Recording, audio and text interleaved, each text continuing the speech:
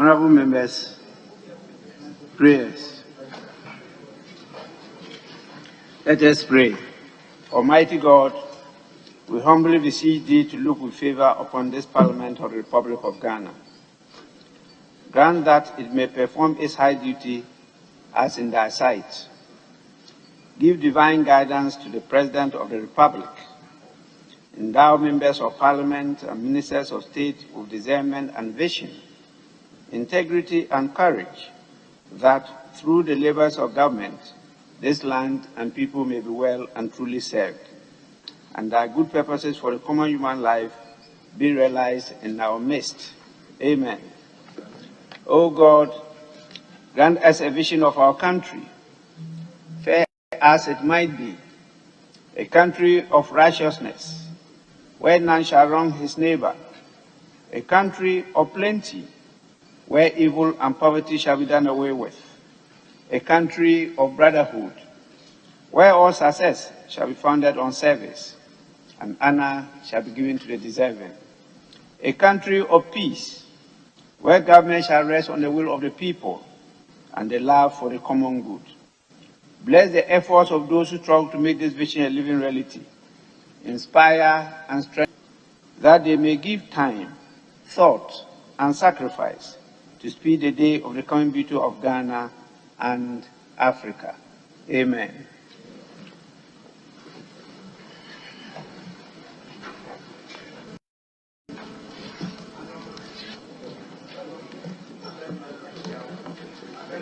The guide.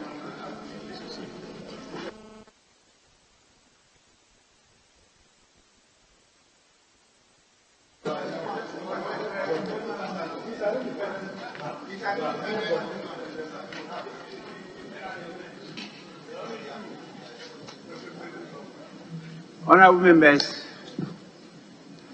we could not commence early because this morning I had a message from the Majority Caucus that they were having a caucus meeting and pleaded that we should start business today after the completion of their caucus meeting. Intention was to have completed at 11. I think they have done that, but we still don't have a lot of them in. And so we are starting the business a bit later than scheduled. That is the reason for the delay in commencement of proceedings today. We have a message from His Excellency the President, and the message is dated 17th June 2022. It was received yesterday in my office and reads, Mr. Speaker, absence from Ghana. In accordance with Article 59 of the Constitution, I write to inform you that I will be traveling outside the country on Sunday, 19 June 2022, to Brussels, Belgium, at the invitation of His Excellency Ursula von der Leyen, President of the European Commission, to participate in the 5th edition of the European Development Days, EDD, to be held on the 21st and 22nd June 2022.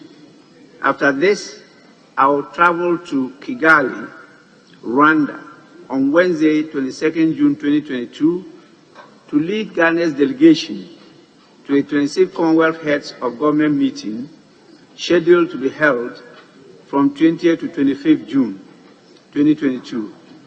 I will return to Ghana on Saturday, 25th June 2022. During my absence, the Vice President, Alhaji Dr. Mahmudu Bawumia, shall, in accordance with Article 68 of the Constitution, act in my stead. Yours sincerely and best wishes, Nana Addo Dankwa Akufo-Addo.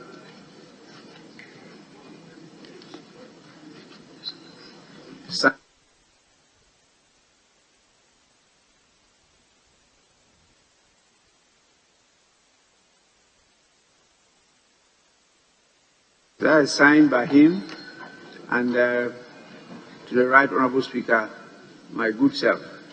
Copy to the Vice and the Chief of Staff.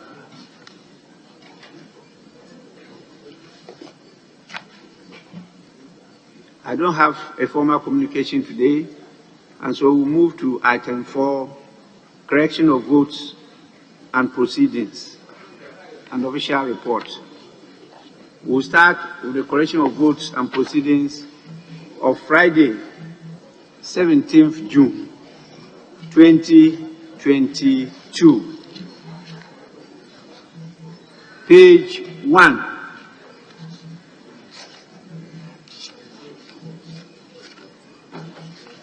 Page 2. Page 3. Page 4. Page 5. Page 5, yes. Mr. Speaker, page 5. I was absent with permission, but I've been marked as absent. That's item. That is item 3, number. Number 34. On the page 7, that is where my name is being marked absent. We haven't gotten to page 7. Item 4, number 37. Oti John Kobina Bless. Sorry, Owusubio Benito, number 37. Mr. Speaker, it's on page 7, that is where the name is. Page 7, number 34. 34. Okofu Dache, the honorable member for German South. So please kindly capture him absent with permission. Thank you. Not without permission. Page 8. No. Yes, please. Thank you, Right Honorable Speaker. On page 7, number 45, I will mark absent. Supposed to be absent with permission. Thank you. Page 7, number 35. 45. 45. Daniel Insala Wakba. You were absent with permission. Yes, Right Honorable Speaker. Okay, table office, and will take note. Page 8.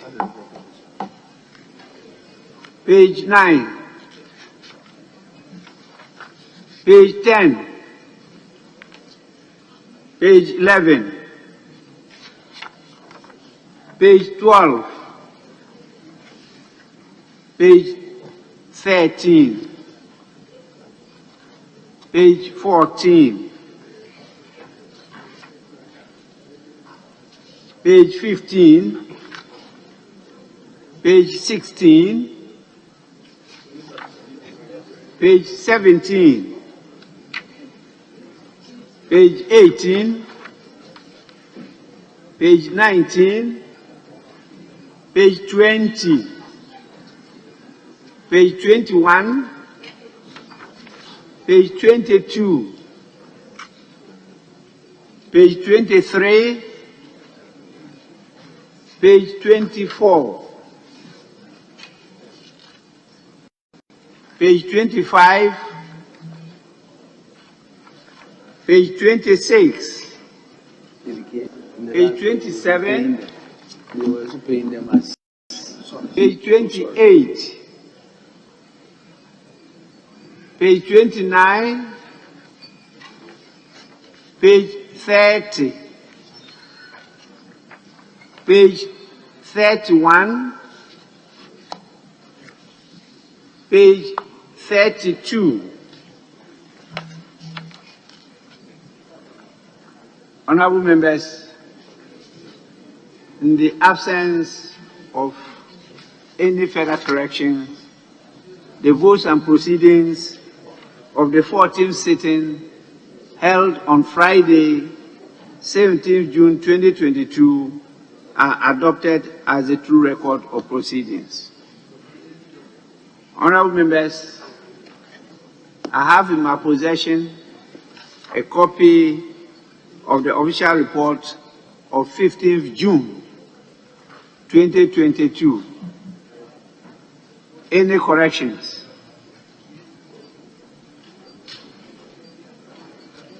There being no corrections, honorable members, the official report of 15 June 2022 is hereby adopted as a true record of proceedings.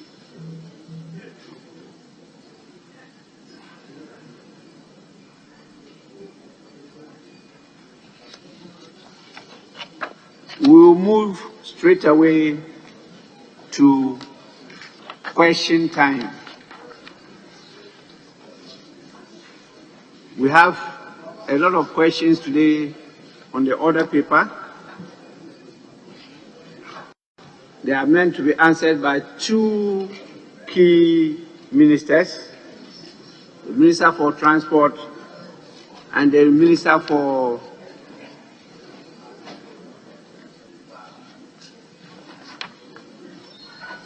Sanitation and Water Resources. So we'll start by inviting the Minister for Transport to take his appropriate seat and then respond to the questions. And we start with question number 543. The question stands in the name of the Honourable Member for Tema East, Honourable Isaac Ashai Odampton. Yes, Majority Chief Whip. Speaker, leadership got correspondence from the Minister for Transport that he's unavoidably absent, and he communicates his regret, and hence he is unable to attend upon the House to do business. So, Speaker, that is the news we have from the Minister for Transport. I thank you.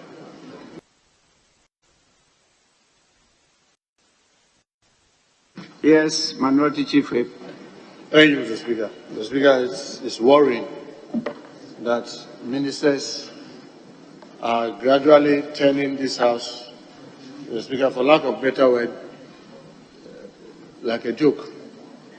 Because, Mr. Speaker, they wait until the morning of asking the questions, then now they will run to you that I cannot come because there's one urgent thing or the other. No, Mr. Speaker, as you are very much aware, these questions are transmitted to the ministries long before even the business meeting happens on Thursday.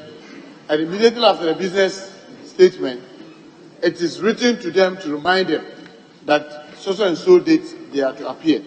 So, Speaker, if they wait until the day of the questions, then they do this.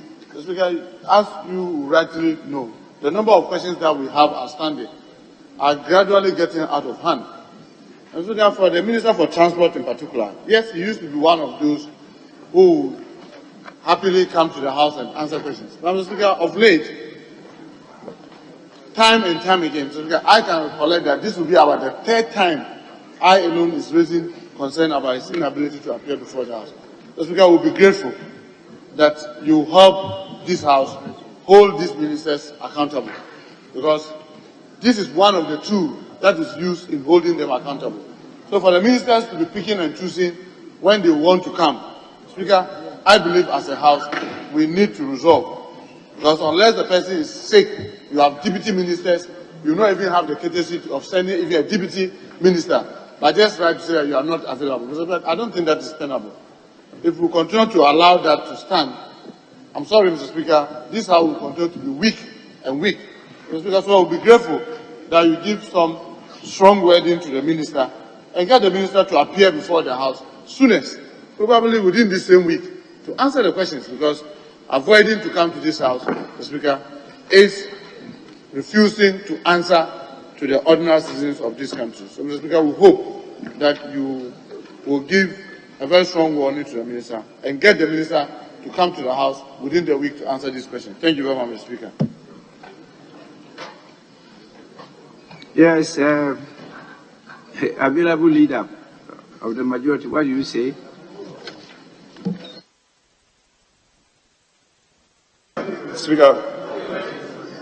Speaker, I think it's a straightforward matter, and I'm in total agreement with what my colleague said, except to say that I think it's high time we name and shame.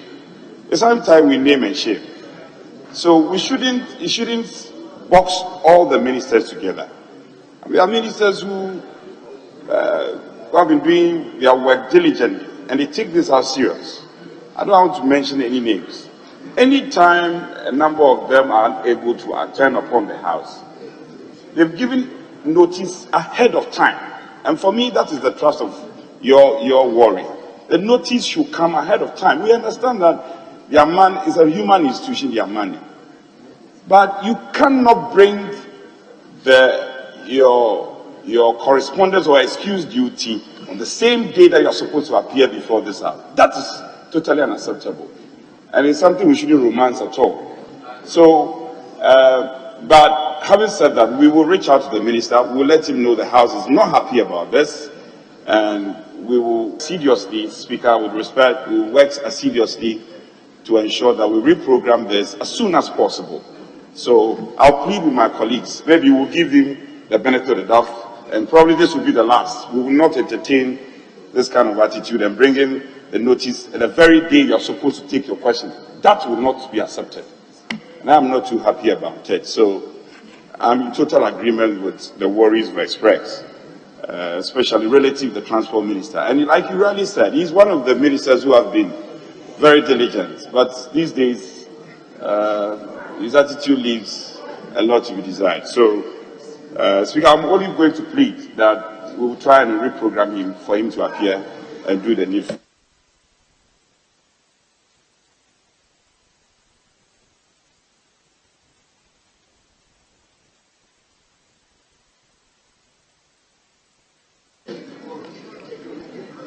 Honorable members, the leaders have taken us through the motion of how questions are asked of ministers. The question is filed by the member through the leadership of the caucus of the member to the Speaker. The Speaker admits the question. The question is processed through the Business Committee. That is after it's submitted to the ministry. The ministry is given 3 weeks to submit the answer to the House, and then processed through the Business Committee, and then the minister is informed. A date is scheduled, and the minister is to appear before the House to answer the question.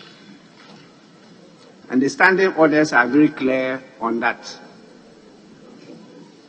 It's mandatory for the minister to appear to answer the question. Now, from what I've been given, the minister, through the acting chief director, one Mrs. Mabel Sego, submitted a letter dated 20th of June. That's just yesterday. And it was received at 10:30 a.m. today, 21st of June, at the table office by the clerk at table, and then processed through to the leadership. I have just been given a copy of that letter. Honorable members, I agree with leadership that this is not good enough. The minister has been given sufficient notice to appear today to answer the question. And the Speaker, the minister has used his acting chief director to inform the House that he will not be available today to answer the questions He prefers that the questions be rescheduled to Thursday, 23rd June. Honorable members, ministers don't decide when they will appear to the House to answer the questions. That decision is not for ministers. That decision is for the House and the Speaker. And so, by the constitutional provision, if you all read Article 122, this constitutes contempt of the House.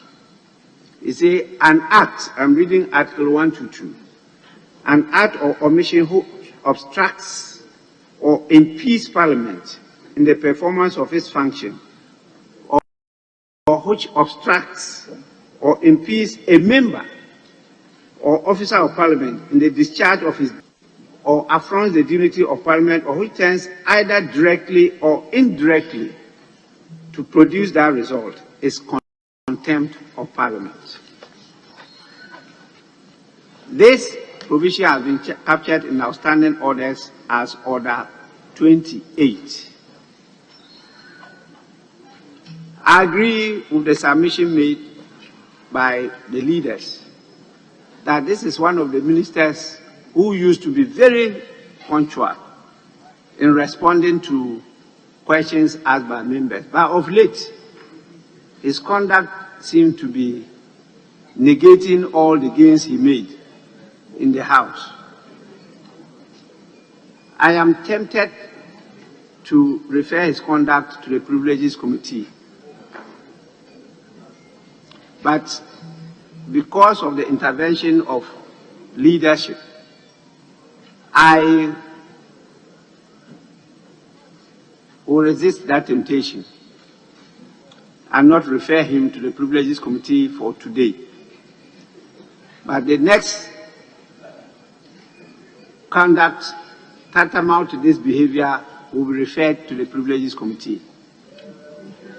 I will not accept his request that the questions be rescheduled for Thursday.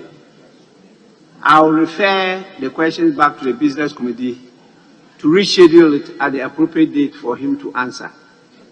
We have 20 questions for today, and therefore I will excuse him for today and ask the Business Committee to reschedule the questions, but give him notice that this House will no longer entertain that kind of behavior.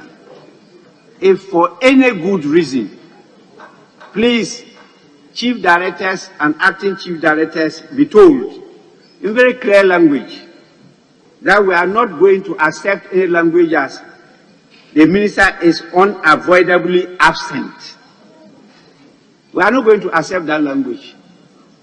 There must be a reason, acceptable reason why the minister is absent, not unavoidably absent. What is that to the ministry? Unavoidably. Please, there must be good reason why the minister cannot attend and answer the questions. We are all human. We've all been in this business for some time, and we will understand if the reason is cogent, is acceptable, is reasonable, but not unavoidably absent. And so the questions that stand in the name of honorable members, question 543, 549, 554, 556, 674, and 987, 1099, 1272, and 1273 of pages 3 and 4 of the order paper are accordingly referred back to the Business Committee to reschedule for the Minister for Transport to appear before this House and to answer the questions. But as I stated earlier on, the Minister should take notice that is the last time that this House will grant him such an opportunity. The next absence of the minister for unavoidable reasons will refer to the Committee on Privileges as a conduct tantamount to a breach of the privilege of this House. And the committee will summon him to answer why he should not be mulched for breach of privileges of this House. I direct accordingly. And so, Business Committee kindly reschedule the questions for the Minister to appear to answer. We will now move on to page 4, and we are honored with the presence of the Minister for Sanitation and Water Resources. She will take the appropriate seat and respond to the questions. The first question stands in the name of the Honourable Member for Nadoli Kaleu, Honourable Anthony Menkara Suma. Please, the Minister is properly seated. You may ask your question now. Thank you, Mr. Speaker, for the opportunity. I rise to ask the Minister for Sanitation and Water Resources what plans the Ministry has to provide the people of Sankana in the Nodul Kaliu district with a water system to deal with the perennial water crisis in the community. Thank you.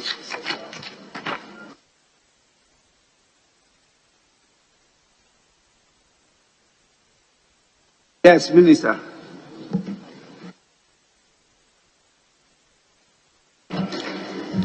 Thank you, Mr. Speaker. Currently, Sankana is supplied with potable water from 8 functional boreholes fitted with hand pumps. As a result of population growth, these boreholes are unable to meet the water demand of the community. Mr. Speaker, consequently, the Ministry of Sanitation and Water Resources, through the Community Water and Sanitation Agency, is undertaking feasibility studies for the construction of a small town piped water system to improve potable water supply to Sankana, funding Sankana and in the Nadoli Kaliu district. Funding for the implementation of this project would be sourced from development partners as soon as the feasibility report is ready. Thank you, Mr. Speaker. Any supplementary question? Yes. Thank you, Right Honourable Speaker. Honourable Minister, when are you expecting the feasibility report from Community Water and Sanitation Agency to enable you source the funding? When? When are you expecting the report, the feasibility report from Community Water and Sanitation Agency? Yes, Minister.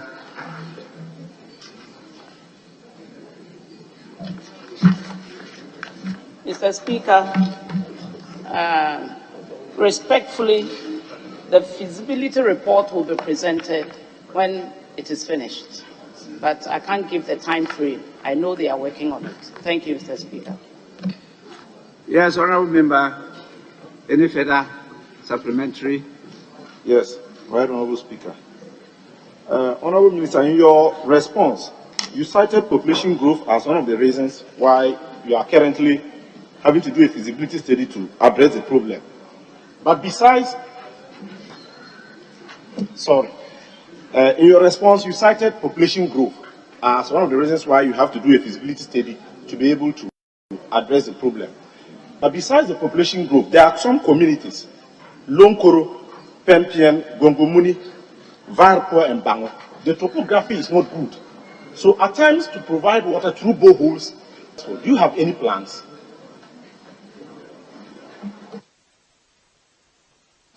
Yes, Minister. Thank you, Mr. Speaker. The towns listed haven't been included in the question, but I will assume, and rightly so, that with the construction of the small town piped water system, we can serve more people. So I will kindly ask the Honourable Member to give us the list so that we can pipe these towns as well. Thank you, Mr. Speaker. Actually, those areas are not new townships or communities. They are just part of that community called Sankana. They are sections of Sankana, but they are located on a rocky area. You know, that's my constituency for many years, so I know it very well. Yes, but the borehole provided for the community are 12, not 8. If 8 are functioning, it means 4 are broken down and they need to work on them. Yes, but honorable member, any further supplementary? No, Speaker, please. With the further elaboration from you, I'm done. Thank you. Yes, so honorable minister, please get the community water and sanitation, and I think the honorable member will also support to make the other 4 boreholes functional whilst we pursue the issue of the small water project for the community. They have a very large dam. That's a huge catchment of water that could be used for that purpose. Minister can follow it up. So we move on to the next, because this constituency specific, we move on to the next question. That is question number 425, stands in the name of the honorable member for Yile Krobo, Honorable Albert Tete Nyakote. Honorable member, you may ask your question now. Right, Honorable Speaker. I arise to ask the Minister for Sanitation. Please, it's not your turn. It's the turn of Honorable Eric Afo, the honorable member for Amenfi West. Question 361. Yes, honorable member. Thank you, Mr. Speaker, for the opportunity to ask the Minister for Sanitation and Water Resources when the following communities in the Amenfi West constituency will be connected to the community water program under the ministry. Mr. Speaker, the communities are Wasedunko, Asankra Musiaso, Asankra Kwaben, Odankutuamuso, Mumuni, and Christian Kwanta. Thank you, Mr. Speaker. Honorable Minister.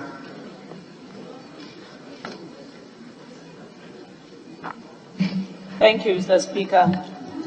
Mr. Speaker, most of the above-mentioned communities in the Amenfi West constituency are provided with boreholes for the supply of potable water. It is only Pristi and Kwanta which is yet to be provided with borehole facilities.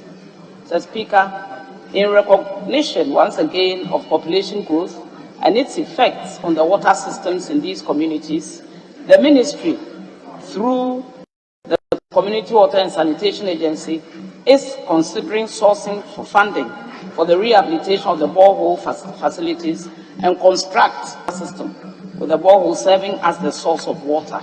Thank you, Mr. Speaker. Honorable member, any supplementary? Yes, Honorable Mr. Speaker. Mr. Speaker, if I may quote the Minister, the second paragraph.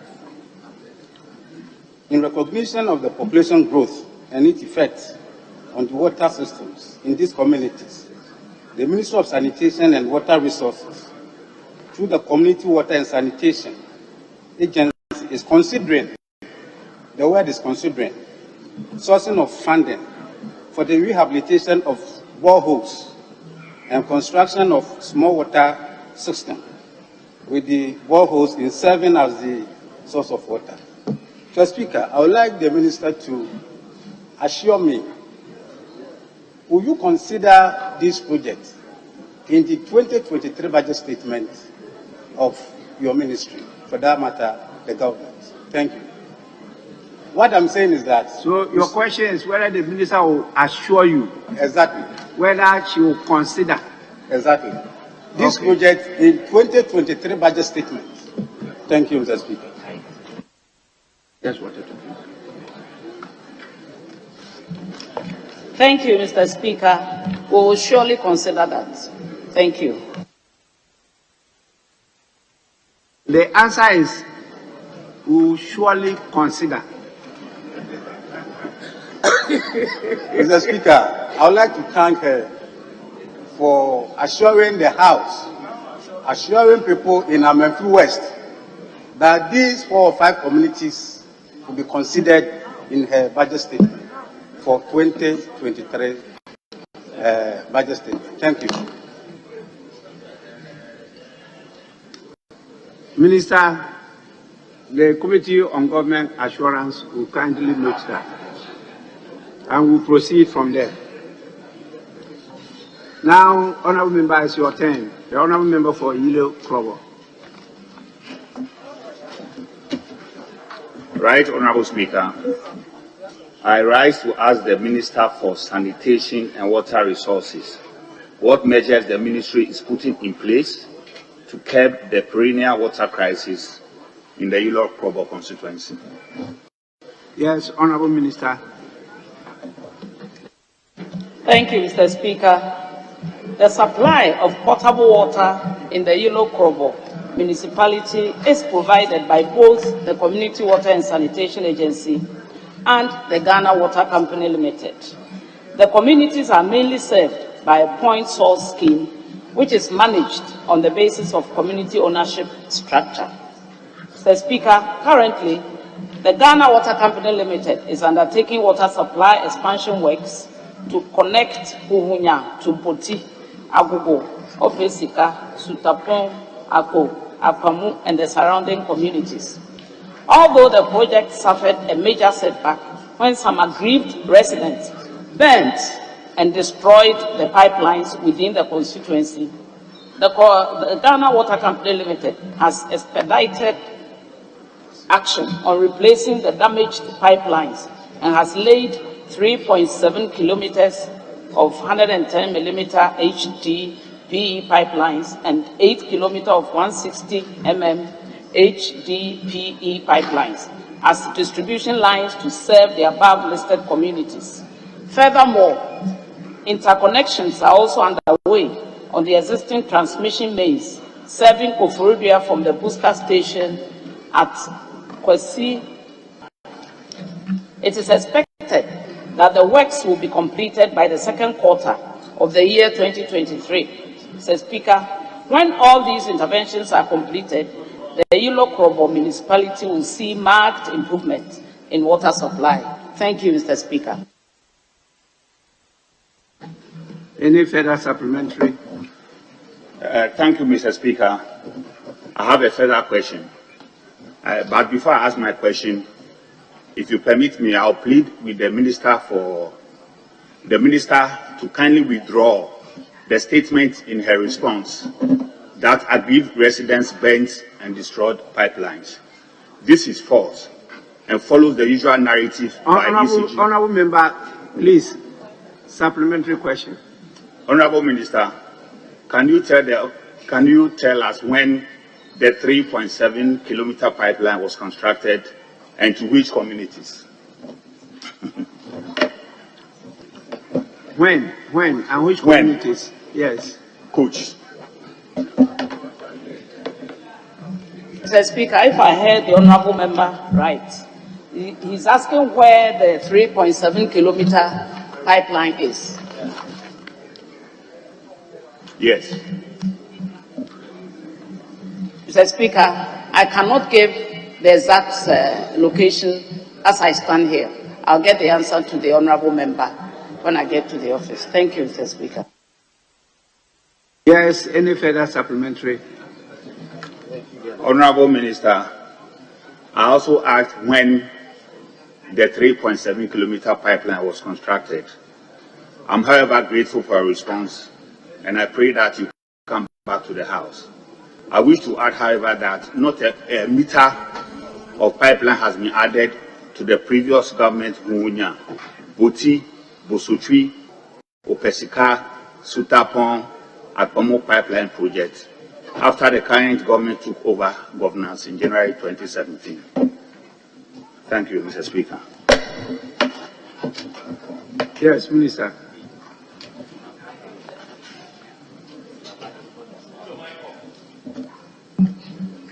Thank you, Mr. Speaker.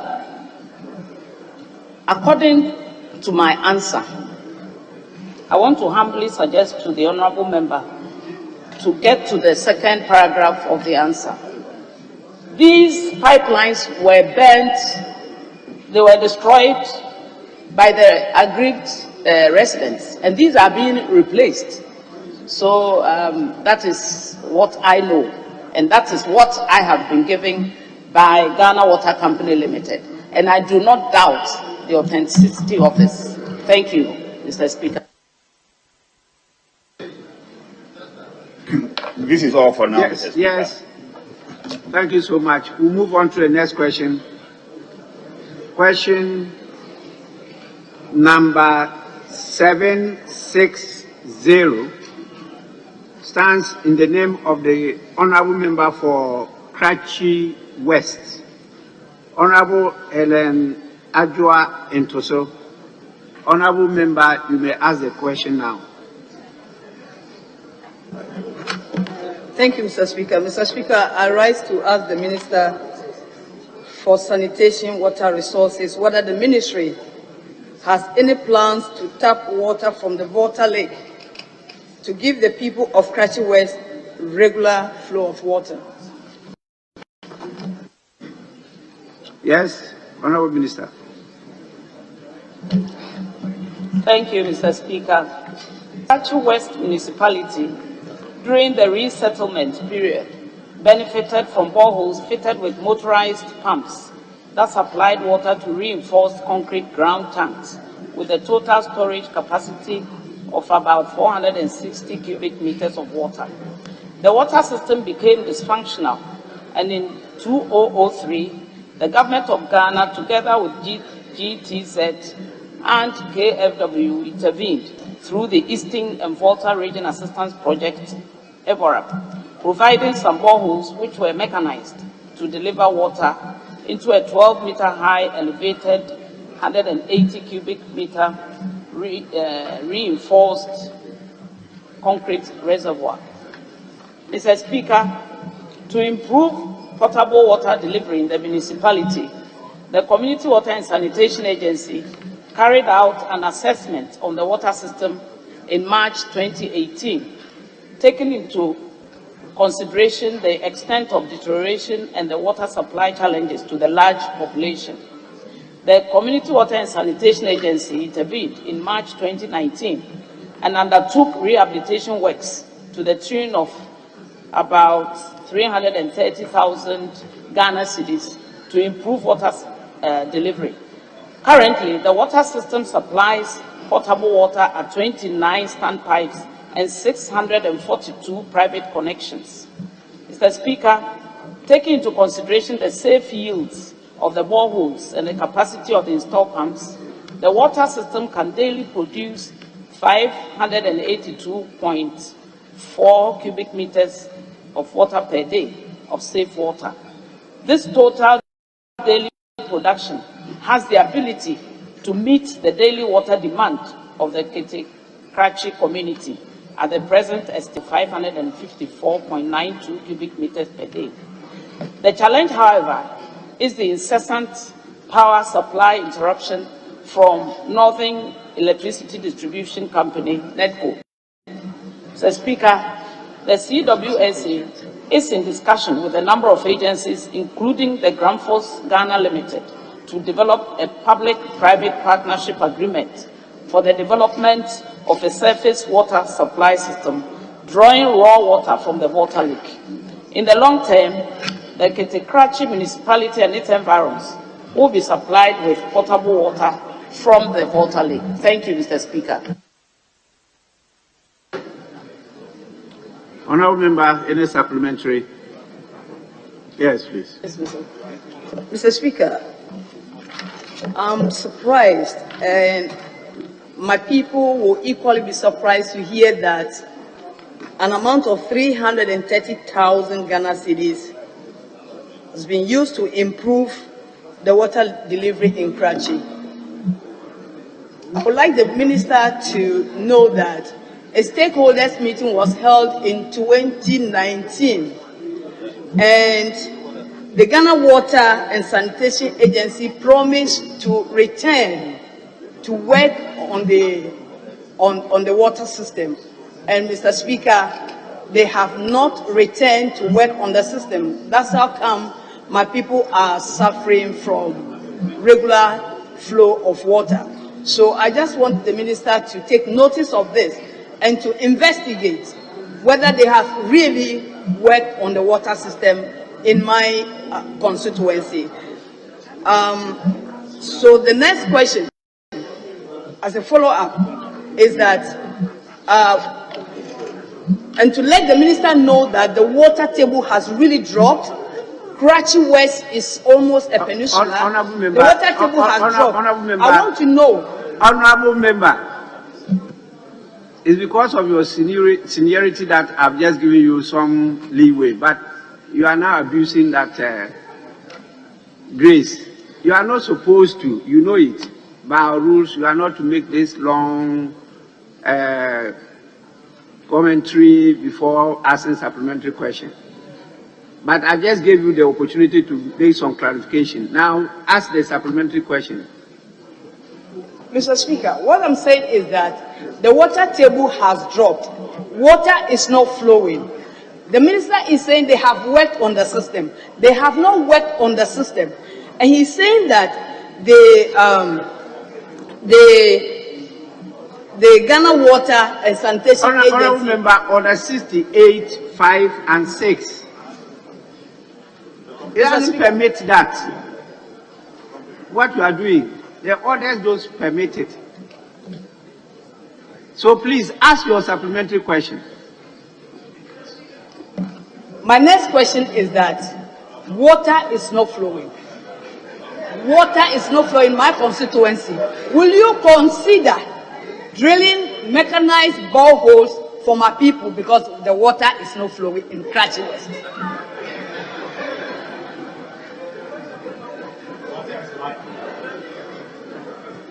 Honorable Minister, you see the member is so passionate. Will you consider bringing mechanized boreholes?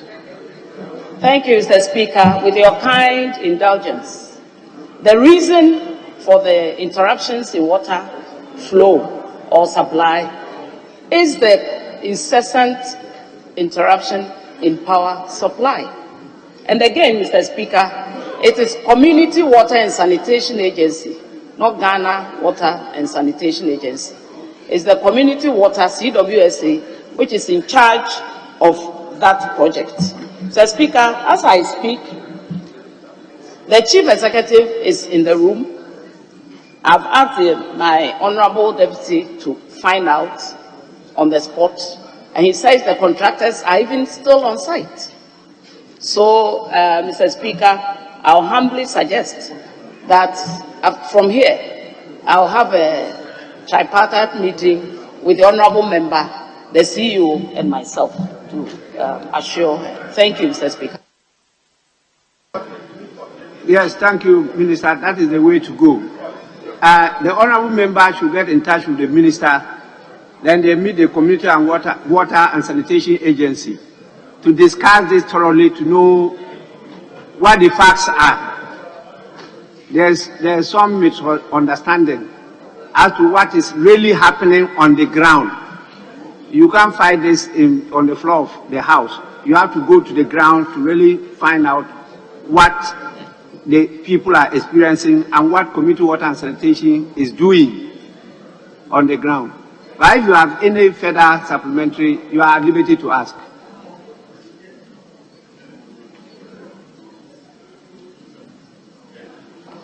Honorable Member, any further supplementary question? Mr. Speaker, I'm now aware that this is happening in my constituency, so I will liaise with her. And I want an assurance from her that the pump will be worked on. If it's not working... You will go to the ground with her, so that the people there will talk. Yes, Mr. Speaker. Yes, take the minister and then the Community Water and Sanitation Agency there on the ground. Yes, Mr. Speaker. Yes, so they get the feel that you are getting. They are not on the ground, so I will make a follow-up. Thank you so much. Honorable members, we move on to question number 832. Stands in the name of the Honorable Member for Kumbungu, Honorable Hamza Adam. Honorable Member, you may ask your question now. Thank you very much, Mr. Speaker, for the opportunity to ask the Minister my question. I rise to ask the Minister for Sanitation, Water and Sanitation, when the toilet facilities under the special initiatives in the following communities will be completed: Zangbalang, Kumbongo, Vau, Jishao, and Zogo. Yes, Honorable Minister. Thank you, Mr. Speaker. Mr. Speaker, I respectfully wish to indicate that the toilet facilities being implemented under the special initiatives in the above listed towns were under the ambit of the erstwhile Ministry of Special Development Initiatives, whose work is now being handled by the Special Development Initiative Secretariat in the Office of the President. Thank you. Yes, Honorable Member. Thank you very much, Madam Minister, for your response. Respectfully, Madam Minister, may I know from you which ministry now oversees the Special Development Initiative Secretariat, so that I can redirect my question to the appropriate ministry? Is there Office of the President? Is in the answer? Minister, I can see in the answer you said Office of the President. All right. Thank you very much, Mr. Speaker, for the opportunity to ask the question. Thank you. Honorable members, we move to question number 1031, and the second Deputy Speaker will be taking the chair soon. That question stands in the name of the Honorable Member for Kwesi-Minton, Honorable Dr. Prince Hamidu Ama. Please, Honorable Member, you may ask your question. Most grateful, Mr. Speaker. With your leave, I have the authority of Dr. Prince Hamid Ama to ask this question on his behalf. Mr. Speaker, with your leave, I didn't hear you. What did you say? I'm saying that, with your leave, I have the authority of the Honorable Dr. Prince Hamid Ama to ask a question on his behalf. And you are? The Honorable Member for Old Tafo, Vincent Eko Asefua. Yes, I've granted you leave. You can ask the question. Most grateful, Mr. Speaker. To ask the Minister for Sanitation and Water Resources the state and quality of our water reserves in the country. Yes, Honorable Minister.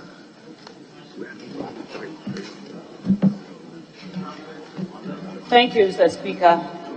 Mr. Speaker, water reserves involve both the quantity, which relates to availability, and quality, which relates to the health of the water reserve. In terms of quantity, the country is sufficiently endowed with both surface and groundwater resources. The total actual renewable freshwater resources, which is surface water, is estimated to be 53.2 billion cubic meters of water yield per year, of which about 14% is withdrawn and used annually. Out of the 14 used, irrigation takes 68%, domestic water supply uses 20%, industrial purposes, including mining, uses 10%, and other users take 2%. Mr. Speaker, however, the amount of water available changes markedly from season to season.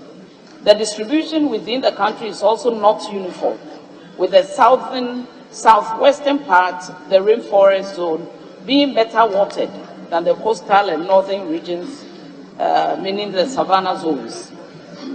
Mr. Speaker, in addition to the surface water resources, groundwater is also available and occurs according to the local geology. About 5% of the urban water supply and 95% of the rural water supply are sourced from groundwater. There has been a proliferation of groundwater for household and small to large-scale commercial bottled water companies. However, initial assessment of groundwater recharge and development suggests that it will be sustainable at least in the foreseeable future. Mr. Speaker, in terms of quality, the water resources are generally not in a healthy state, but the extent of deterioration varies according to the river system and river basin. The Volta River system and the coastal river system, namely Densu, Ayensu, Ochinakwa, Honorable Emisa. Minister, just a minute. The second Deputy Speaker to take the chair.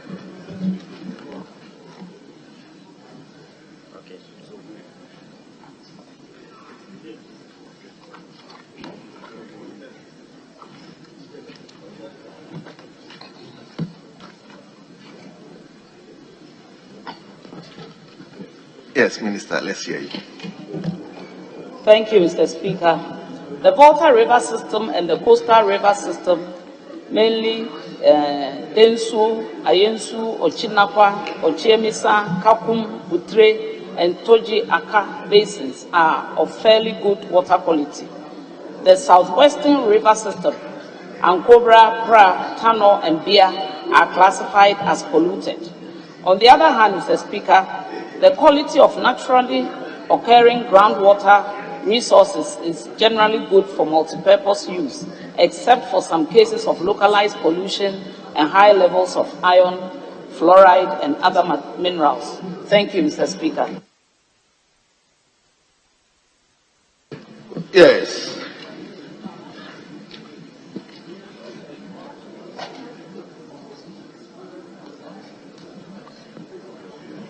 Shall we move to question number 1052? 1052. And the question stands in the name of a member for Zabzugu, Honorable Jabba John Benan. Honorable, are you Zabzugu Member of Parliament? Mr. Speaker, I'm not, but with your leave to ask the question from the Honorable Member, I have his permission to do so. All right. Thank you, Mr. Speaker. I rise to ask the Minister for Sanitation and Water Resources what plans are in place to provide small town water system to the following fast developing, and when will those plans materialize? I, Kupalogu, I, Kuntumbejili, and then Ivy, Wargwao. Honorable Minister. Thank you. The Speaker, the above named communities, each been provided with a number of boreholes fitted with hand pump, whilst Napali and Kupaligu, in addition, have piped water systems. However, due to heavy usage as a result of population increase and lack of appropriate maintenance, most of the boreholes and water systems have broken down. Mr. Speaker, to address potable water supply in these communities in the interim, the CWSA, through the Zabzugu District Assembly, will assist the communities to repair the 7 hand pumps that are broken down. Mr. Speaker, furthermore, the Ministry of Sanitation and Water Resources, as part of government's Water for All agenda, is working with the Community Water and Sanitation Agency on a number of projects to upgrade water supply facilities across the country under the policy reforms. And these 4 communities will be catered for. Thank you, Mr. Speaker.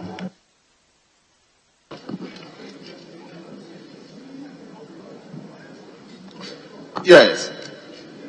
We move to question number 1054. Question 1054. And the question stands in the member for Abrikumanov. Abrikumanov. Honorable. Yes, Honorable. You have the floor now. Thank you, Mr. Speaker.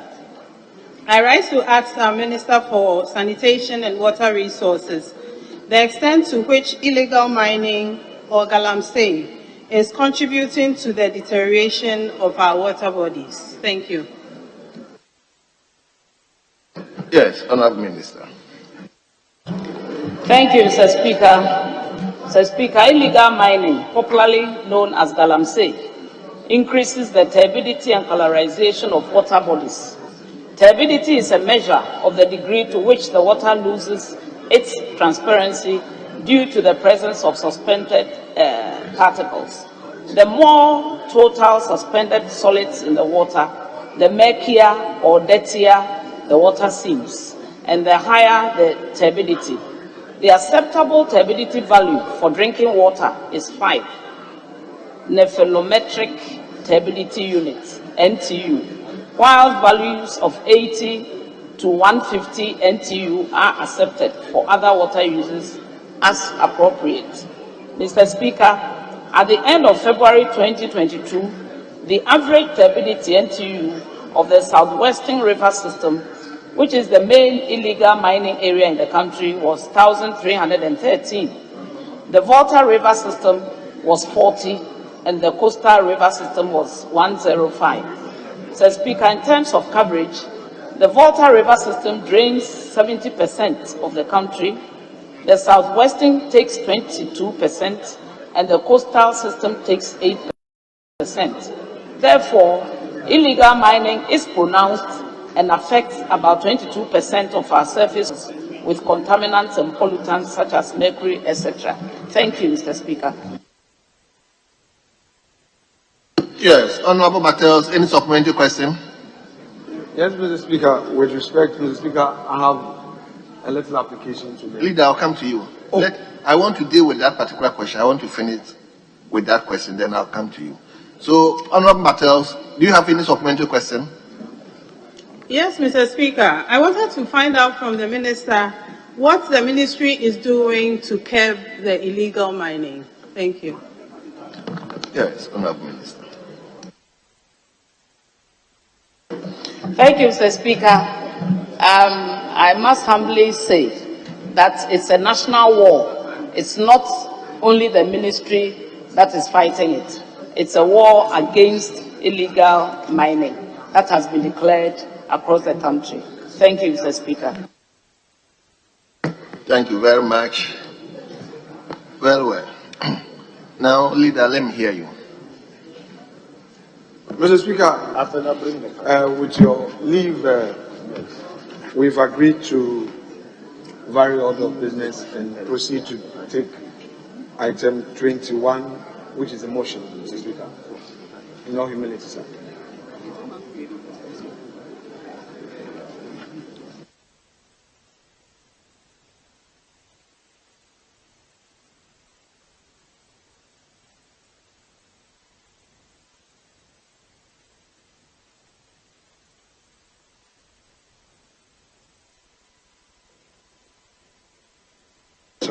Mr. Speaker, there has been some miscommunication and it has been so corrected. We would proceed to finish the minister. She has somewhere to go and we would agree that she finishes and goes. Thank you.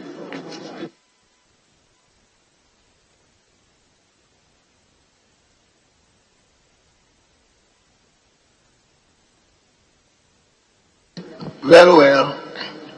Let's move to question number 1056. 1056. The question stands in a member for Botiano, English, Amanfrom, Honorable Sylvester Tete. Are you standing for him? Okay, let's hear you. Thank you, Mr. Speaker. I rise to ask the Minister for Sanitation and Water Resources how efficient is the tertiary desalination treatment plant and the extent of its contribution to the supply of water to residents of Teshi and its environment. Thank you. Honorable Minister, are you listening? Very well.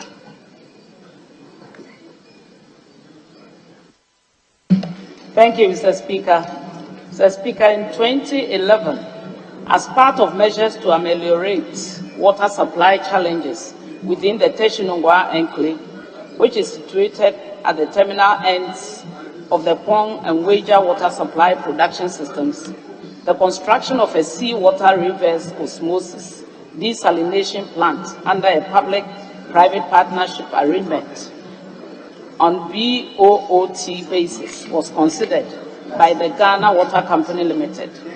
The proposal was to design and develop a 60,000 cubic meter, which is equivalent to 13.2 million gallons of water per day, capacity of the desalination plant for an estimated population size of 500,000 people in the Teshi Nungwa area. Mr. Speaker, in 2019, the 450 millimeter HDPE pipeline to uptake the total volume of treated water from the plant, Ghana Water Company Limited requested for the full complement of the contracted capacity of the desalination plant. Honorable Minister, hold on. Honorable members, it appears nobody is listening to the minister. Nobody. I'm just cool my eyes round. Nobody is listening to the minister. Please, let's be attentive to the minister. That's why you brought her here. Please. Yes, Minister. Yes. Thank you, Mr. Speaker. Out of the total contracted capacity of 20,999 cubic meters, which is equivalent to 4.620 million gallons, the plant was able to supply 8,311 cubic meters of an equivalent of 1,829 million gallons of water, representing 41% supply efficiency. In 2020, out of the total contracted capacity of 21.057 cubic meters of water, equivalent to 4.633 million gallons of water, the plant was able to supply 12,113 cubic meters of water, representing 59% of the supply efficiency. In 2021, out of the total contracted capacity of 20,999 cubic meters, the plant was able to supply 16,719, which is equivalent to 3,679 million gallons of water, representing 80% supply efficiency. The shortfalls in volume supplied were mainly as a result of breakdown of raw water transmission pipeline in 2019, poor seawater quality, high temperature and total suspended solids, Ghana Water Company Limited network high pressures, ultra filtration challenges, frequent fouling of reverse osmosis racks, breakdown of self-cleaning filters, low tide, internal and external power challenges. Mr. Speaker, from 1st January 2022 to March 31st, 2022, representing the first quarter, out of the expected total contracted capacity of 1,213 million gallons of water, the desalination plant has supplied 478.6 million gallons of water, of treated water to GWCL network, representing 39% supply efficiency for the period. 2 out of 4 of the reverse osmosis filter membrane racks are currently inefficient and directly accounting for the decline in the expected output of the plant, as reported by the plant operator. Mr. Speaker, with the current happenings, GWCL has been unable to provide the required quality of service to the people of Teshi and its environs. To forestall this, the Ministries of Sanitation and Water Resources, Finance, Justice and Attorney General's Department, and the Ghana Water Company Limited are currently involved in the restructuring of the water purchase agreement governing the project and the engagement of a new investor promoted by the plant operator. Thank you, Mr. Speaker. Yes. Honorable Member for Tafo. Thank you, Mr. Speaker. I want to find out from the Minister when this restructuring is supposed to take place. Yes, Honorable Minister. Mr. Speaker, the meetings are ongoing, so I believe with these challenges, they will be expedited. Thank you, Mr. Speaker.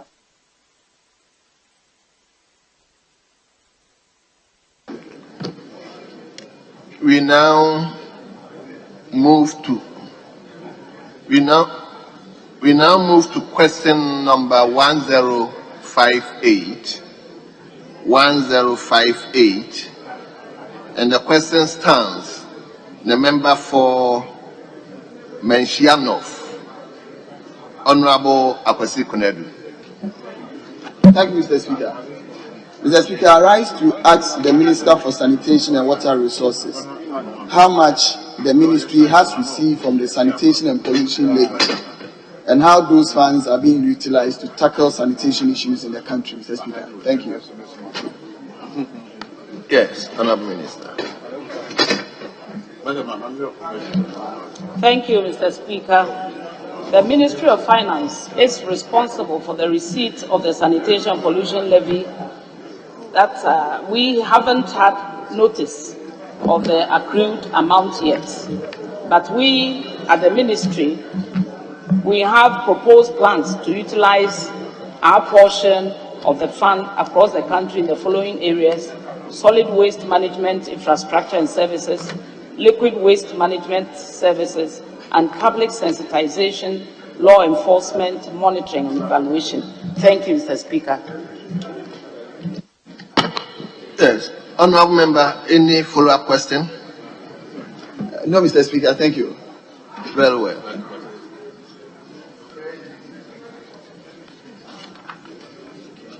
Yes, Honorable Deputy Minority Leader. Thank you, Mr. Speaker. Mr. Speaker, just a follow-up question. The Honorable Minister says that the Ministry of Finance did not notify the Ministry of Sanitation and Water Resources. Yet, the Ministry has planned to use the fund on solid waste management infrastructure services. If you don't know how much you have, how do you plan to utilize the fund? Yes, Honorable Minister.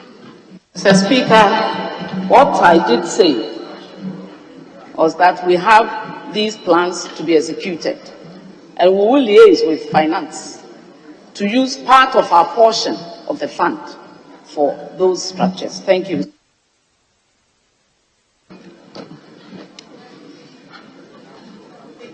Yes, Honorable Member for Tafo.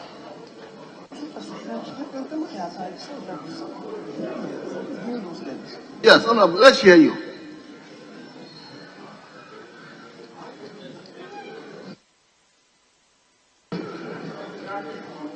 Very well. We now move to question number 1237. 1237. And the question stands in the member for Techiman South. Honorable Martin Kokwe J. Mensah. Honorable, you may have the floor now. Thank you, Mr. Speaker, for the opportunity. Mr. Speaker, I rise to ask the Honorable Minister for Sanitation and Water Resources the state and scope of the Techiman Water Supply Rehabilitation and Expansion Project under the Korean Economic Development Corporation Fund, EDCF law. Thank you, Mr. Speaker. Yes, Honorable Minister. Thank you, Mr. Speaker. Mr. Speaker, the existing water supply system in Techiman, with an installed capacity of 4,500 cubic meters of water per day, which is equivalent to 1 million gallons per day, was commissioned in 1997. The water system over the years has not been rehabilitated and expanded to meet the ever-increasing water demand of the area. Mr. Speaker, as a result of this growth in population as well as economic growth in the Techiman municipality, it became necessary to expand the existing water supply system to meet the current and future water demand of Techiman and some identified beneficiary towns.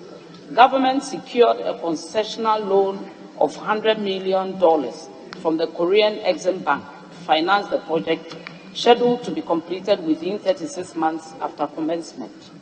Mr. Speaker, the scope of the project includes, inter alia, rehabilitation of the existing raw water intake and water treatment plants of 4,500 cubic meters per day, construction of a weir with a capacity of 550,000 cubic meters on the Tano River, construction of a new intake and water treatment plant with a capacity of 17,000 cubic meters per day, which is equivalent to 3.8 million gallons per day. Transmission pipelines with a total length of 25 kilometers. Distribution pipelines with a total length of 147 kilometers. There will be a booster pumping station, service pipelines complete with meters and public standpipes. Mr. Speaker, the current status of the project as I speak is that Parliament graciously granted approval for the loan agreement on the 5th of November 2020. The loan agreement was signed on 17 December 2020. Request for proposal for the consultant for the design and construction supervision was issued out to shortlisted firms for submission by 12 February 2021. Evaluation of the technical proposals for the shortlisted firms have been completed and no objection has been granted by the Korean Exim Bank. Opening of the financial proposal of the firm that won the technical proposal has been completed. Contract award is being processed for the consultant to move to site to undertake detailed feasibility study and design work. Thank you, Mr. Speaker. Thank you very much. Honorable James, any supplementary question? Mr. Speaker, that'll be all for it. You okay? Thank you. Very well.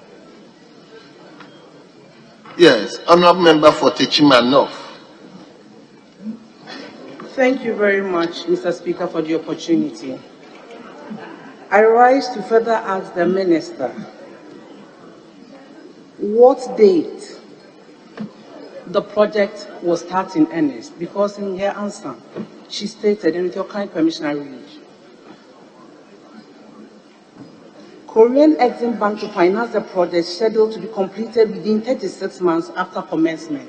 So when is it commencing? Thank you very much, Mr. Speaker, for the opportunity. Yes, Minister. Mr. Speaker, commencement is when the feasibility has been done and finished and the site designs have been completed. Thank you, Mr. Speaker. Thank you very much. Honorable Minister, on behalf of the House, I would like to thank you very much for attending upon the House to answer 11 separate questions. Honorable Minister, we are grateful and you are hereby discharged.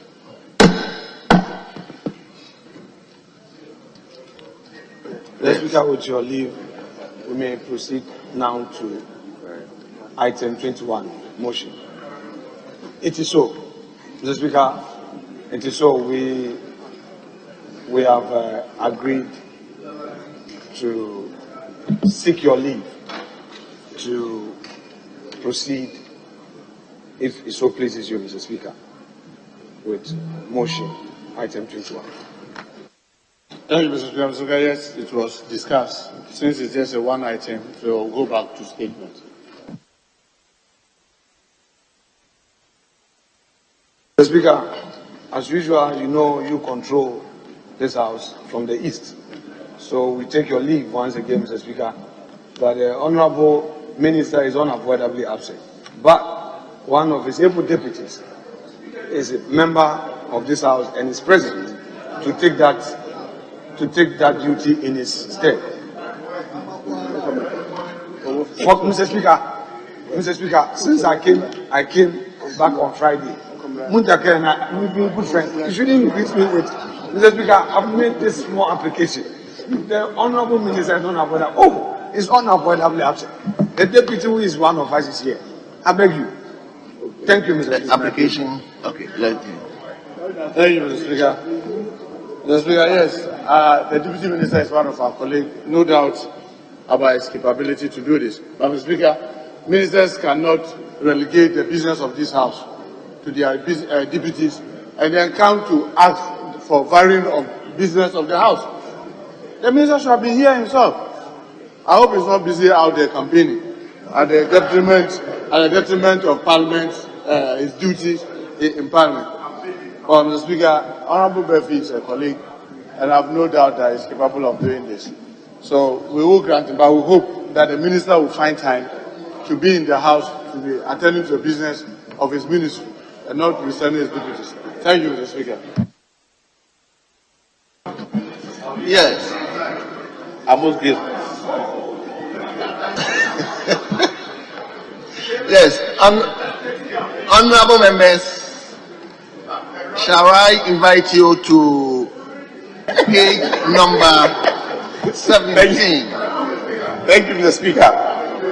Honorable members, let's turn to page 17, item 21, motion. Thank you, Mr. Yes, Speaker. Honorable Deputy Minister. I rise to move that the Ghana Standards Authority Bill 2022 be now read the third time. I so move, the Speaker. Yes. Can I invite Honorable Amakufi-Boa to second the motion? Mr. Speaker, I rise to second the motion. Honorable members, the motion has been moved and it has been seconded. It is for the consideration of the House. I will then move to put the question, and the question is, as many as are in favor of the motion say aye. Those against the motion say no. Honorable members, it is obvious the ayes have it. The motion is adopted. An act to establish the Ghana Standards Authority, amend and consolidate the law relating to standardization, conformity assessment and metrology, and to provide for related matters. Honorable members, the Ghana Standard Authority Bill 2022 duly read the third time and passed.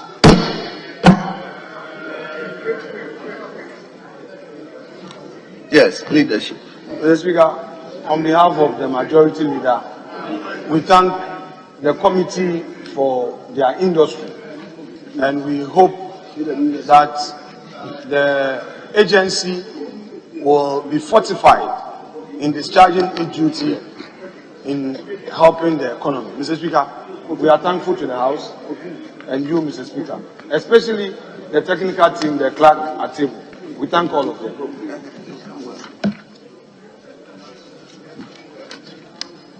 Leader, can we move to item number 7?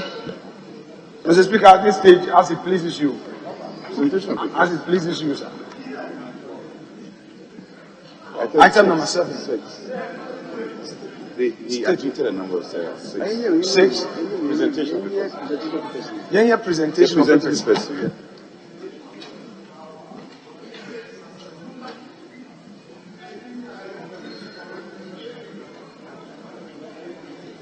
Mr. Speaker, I won't mind you today. I won't mind you. I believe you pray for the order to be changed, and if that's so, then we can take item 7, then we come back to statement. Majority Leader, I don't know whether it pleases you to do that.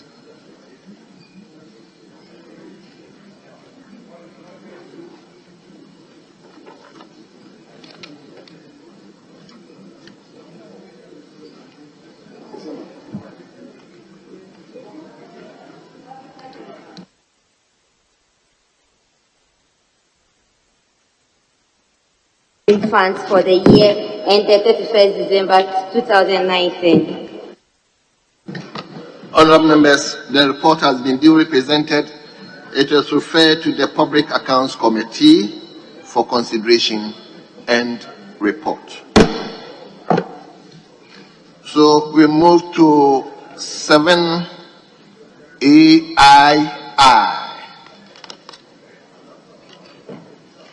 Report of the Auditor General on the accounts of district assemblies for the financial year ended 31st December 2019. Honorable members, the report is duly presented. It will refer to the Public Accounts Committee for consideration and report. I. Report of the Auditor General on the public accounts of Ghana, pre-university educational institutions for the financial year ended 31st December 2019. Honorable members, the report has been duly presented. It is referred to the Public Accounts Committee for consideration and report. IV. Report of the Auditor General on the public accounts of Ghana, technical universities and polytechnics for the period ended 31st December 2019. Honorable members, the report has been duly presented. It is referred to the Public Accounts Committee for consideration and report. V. Report of the Auditor General on the public accounts of Ghana, ministries, departments, and other agencies of the central government for the year ended 31st December 2019. Honorable members, the report has been duly presented. It is referred to the Public Accounts Committee for consideration and report. We move to VI. Report of the Auditor General on the public accounts of Ghana, public boards, corporations, and other statutory institutions for the period ended 31st December 2019. Honorable members, the report has been duly presented. It is referred to the Public Accounts Committee for consideration and report. Shall we take the B?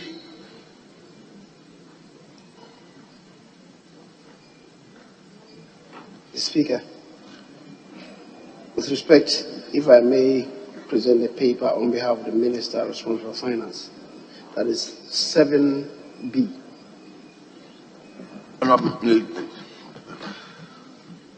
Request for waiver of import duties, import VAT, get fund levy, NHIL, EXIM levy, special import levy, COVID-19 levy, and domestic VAT amounting to the Ghana cedi equivalent of 4,656,272 euros and 90 cents, made up of 3,770,234 euros on imports and 886,038 euros 90 cents on local purchases, on materials, equipment, and services, works to be procured for the construction and equipping of the Shama District Hospital in the Western Region by Mrs. Polly Changda Overseas Engineering Company Limited of China.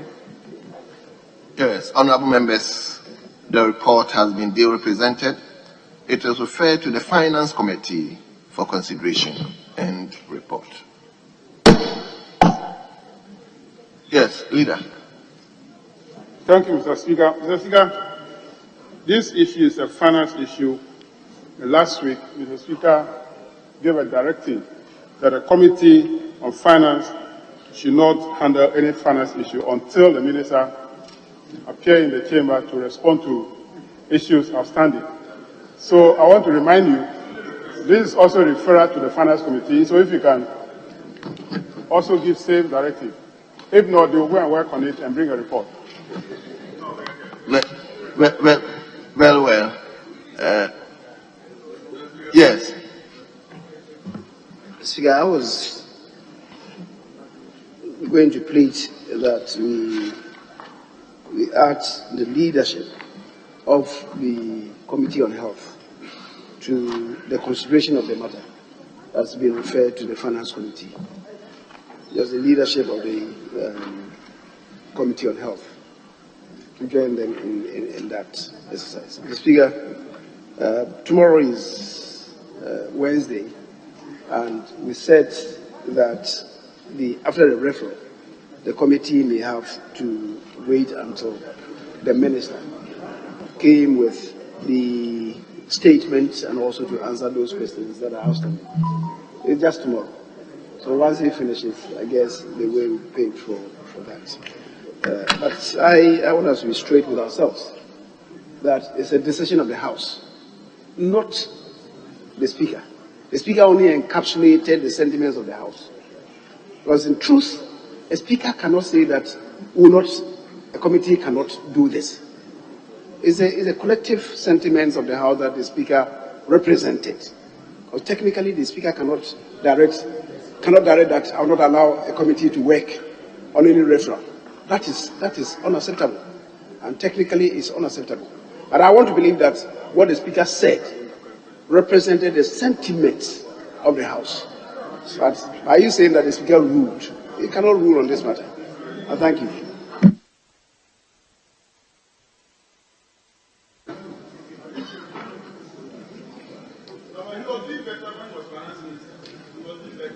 Who?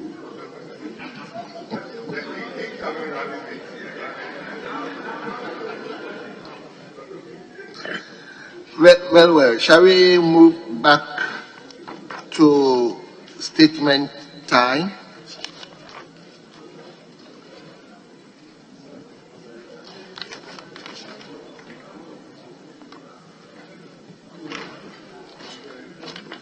Yes, leader. Mr. Speaker, there is a major matter that we should be dealing with. But then you had given an indication to the Honourable Champion to make a statement. So perhaps we may have to stand down the consideration of item listed as 14 and then listen to the statements from, understand, the Honourable Champion and two others. So you have to manage the time, Mr. Speaker, so that we don't allow too many contributions to the statements that were made by our colleagues. And then we can move on to item 14 once we are through them. Well. Yes, Honourable Champion, let's hear you. Thank you very much, Mr. Speaker, for the opportunity. Mr. Speaker, I come under Order 72 of our standing orders, which reads, by the indulgence of the House and leave of Mr. Speaker, a member may, at the time appointed for sitting under Order 53, express a matter of personal nature or make a statement on a matter of urgent public importance, and the rest follow. Mr. Speaker, I have in my possession a letter dated 16th of June 2022. I've already given a copy to Mr. Speaker with the caption, Implementation of Management Decision, Outsourcing of Rehabilitation Farmhands to Private Service Providers. Mr. Speaker, I will just read a small part of it so that I will make my main statement in respect of that. Mr. Speaker, the letter was signed by Dr. Emmanuel Taki Otu, who is the Executive Director of Cocoa Board. And I will read the letter. Following the Chief Executive's directive to cease activities... Honourable Champion, hold on a bit. Yes. Leader. Mr. Speaker, I'm on my feet as a matter of procedure because my colleague before proceeding had invoked procedure. Mr. Speaker, a statement that has been admitted by you, that has been considered as admissible, cannot be preceded with some other letter which was not part of the statement which was so admitted. In any event, Mr. Speaker, even if it was so done, it was so done for the purpose of backing the application for admissibility. Mr. Speaker, it has never been. Let's take it easy. Else we set a bad precedent that would haunt us one day. Mr. Speaker, it has never been part. Mr. Speaker, it has never been part of the jurisprudence of this House that when a statement is admitted and a member is to read that statement, he now moves into another territory by saying that accompanying fact which fact he used to support his application must also be read with the sole aim of perhaps attacking an individual's reputation. The name you are going to mention, the person is not here. You are about to mention a name. That person has no right of audience on this floor. And I go by the rule by Honorable Muntaka Mubarak. Mr. Speaker, I am relying on the wisdom of Honorable Muntaka Mubarak in a certain expert application I made regarding Joy FM. I was guided by his wisdom, whereupon he said, Joy FM may be wrong, but I have another forum to deal with it, and that because Joy FM has no right of audience, I could not come specifically on issues regarding Joy FM. On the basis of that, Mr. Speaker, it is my prayer that the honorable colleague should just proceed with his statement and read his statement and not be going into some letters he spotted this year and there. Else we may have to wait to get the person whose name we mentioned to come here and have the right of audience. It doesn't matter. It doesn't matter. Mr. Speaker, we will respect procedure. There are senior lawyers here who know it. We know. The order he quoted said a statement be read. That is what Order 72 says. No Order 72 that he himself quoted to rely on for what he is doing says that a statement that has been admitted of public importance, that is why it has been admitted. The memorandum that you attach for Mr. Speaker to consider cannot be part of your submission. It cannot. Mr. Speaker, let's not set a bad precedent that would harm to this house. Posterity is watching. Mr. Speaker, we should not. Senior Yini, you know it. We should not. I'm not afraid of anything, but we should respect procedure. You, Honorable Muntaka, you have been guiding us with procedure. Well, but we should assist Speaker. We should assist Speaker. But you are unduly frustrating my submission. Mr. Speaker, at the risk of being repetitive, it is my submission that he can only read the statement as admitted and nothing more. Yes, let me hear the leader. Thank you, Mr. Speaker. Mr. Speaker, the member is coming under Order 72, and the statement is of urgent public importance. Mr. Speaker, the member reading the letter is to strengthen the point he's making. But if he insists that he should not read the letter, we will advise the member to go by his statement. He is there to read the letter to strengthen. But if you are against that, you make his point. Thank you.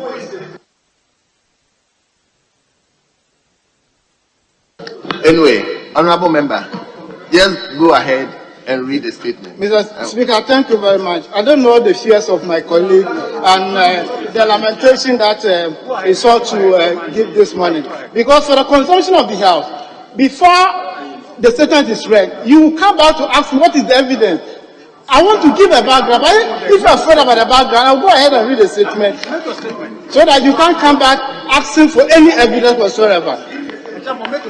Mr. Speaker, I therefore call on you to invite the minister responsible for agriculture to come and explain to the good people of this country through Parliament why Cocoa Board intended to take this very decision. My request, Mr. Speaker, hints on the fact that in Bia East alone, 1,700 hectares of cocoa farmlands are under the rehabilitation program, of which 1,800,000 plantain acres are required before cocoa seedlings could be planted. As I speak, Mr. Speaker, only 30,000 plantain acres have been supplied and distributed to farmers, which translates into about 1.7%. In addition to the above statistics, Mr. Speaker, Cocoa Board is owing the workers that the weeding ground since April 2022. The question is, Mr. Speaker, if government, with all the financial muscles, could not maintain these farms, could not pay weeding grounds, how on earth can private service provider carry this very burden? Meanwhile, a provision was made in the 2021-2022 cocoa syndication loan contracted to purchase cocoa beans. Mr. Speaker, the question is, where is the money? The minister must come and explain to us, because the workers as well as the affected cocoa farmers are going through hell. I thank you very much for the opportunity.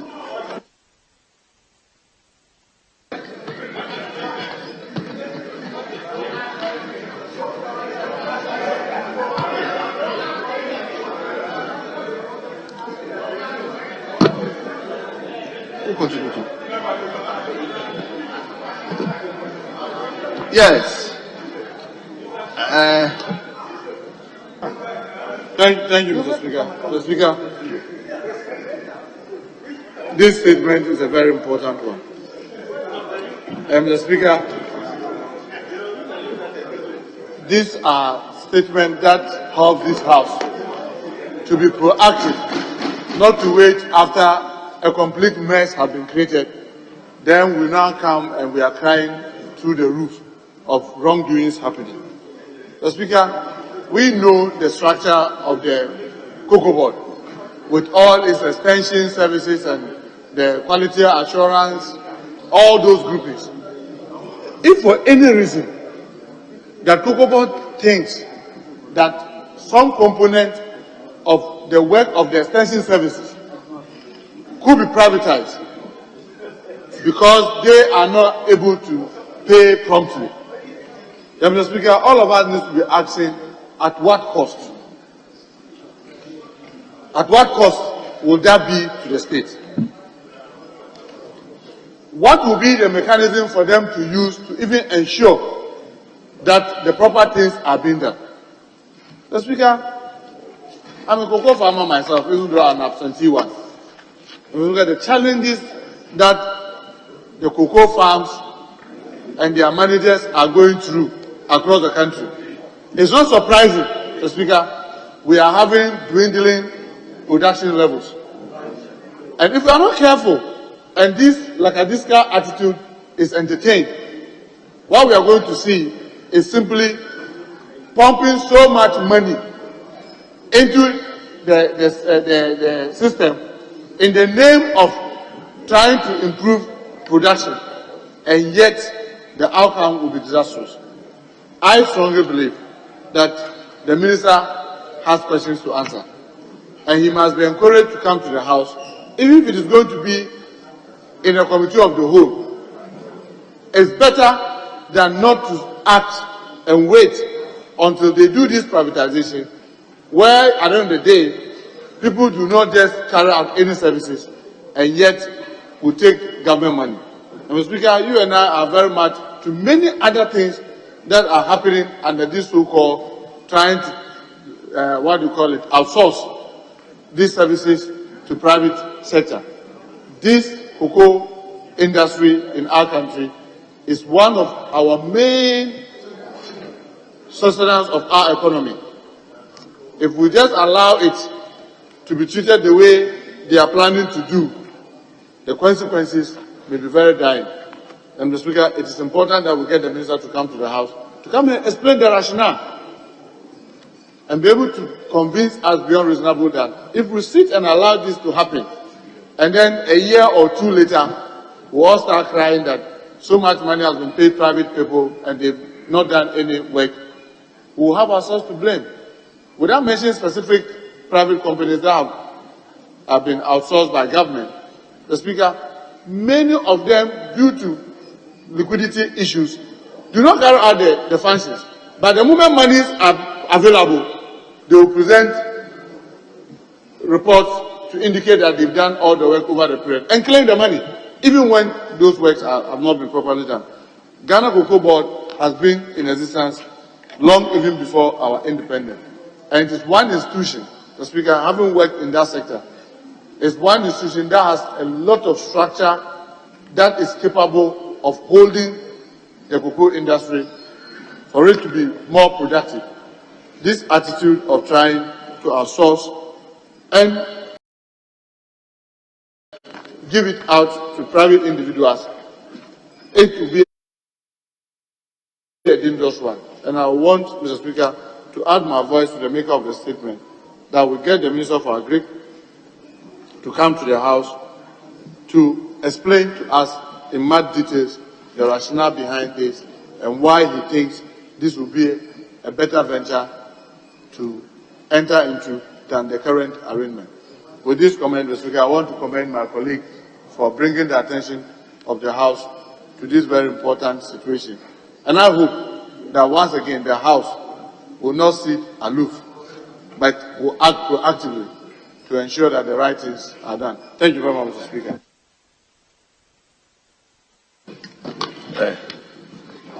Thank you very much, Right Honourable Speaker. Right Honourable Speaker, first of all, leadership. Leadership. Are you the speaker? Leadership normally would wind up. Are you the speaker? The Speaker called me. No, but well, but when I look at this side, I didn't see. That's why. Thank you, Mr. Speaker, So, for this opportunity. Leader, once I've already called him. No, let him. thank you, But I Mr. didn't Speaker. see you. That's why I No, said. no, I'm not. No, thank you, Mr. Speaker. What?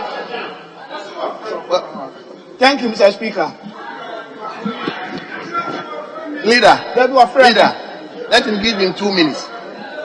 Let him give him 2 thank minutes. you, I'll Mr. come to Speaker. you. Yeah, leader. Mr. Speaker, no, he called me. I'll come to you. Thank you. Go. Chinese man. Thank you very much, Right Honourable Speaker. John, Right Honourable Speaker. John, let's arrange it this way. Let's arrange it this way. Let him go to Dr. Stephen Amoa. I'll come to you, then leader will conclude. So, Dr. Stephen Amoa, let me hear you. Mr. Speaker, thank you for this great opportunity.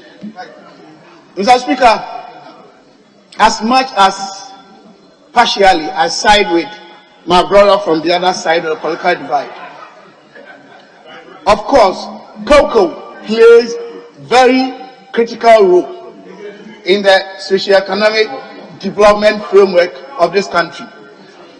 And that anything that will create deficit in terms of our outlays to the key stakeholders, i.e. farmers, etc., we need to give it the needed attention and concentration as a country. However, Mr. Speaker, if we try to politicize everything with cocoa farms, then some of us will let them have the historical record. Mr. Speaker, I don't know whether you've heard the word Ghana to Ghana before. This thing was Ghana to Ghana. Mr. Speaker, this was very common household name during the time of my brothers NDC when they were in power. Mr. Speaker, even cocoa farmers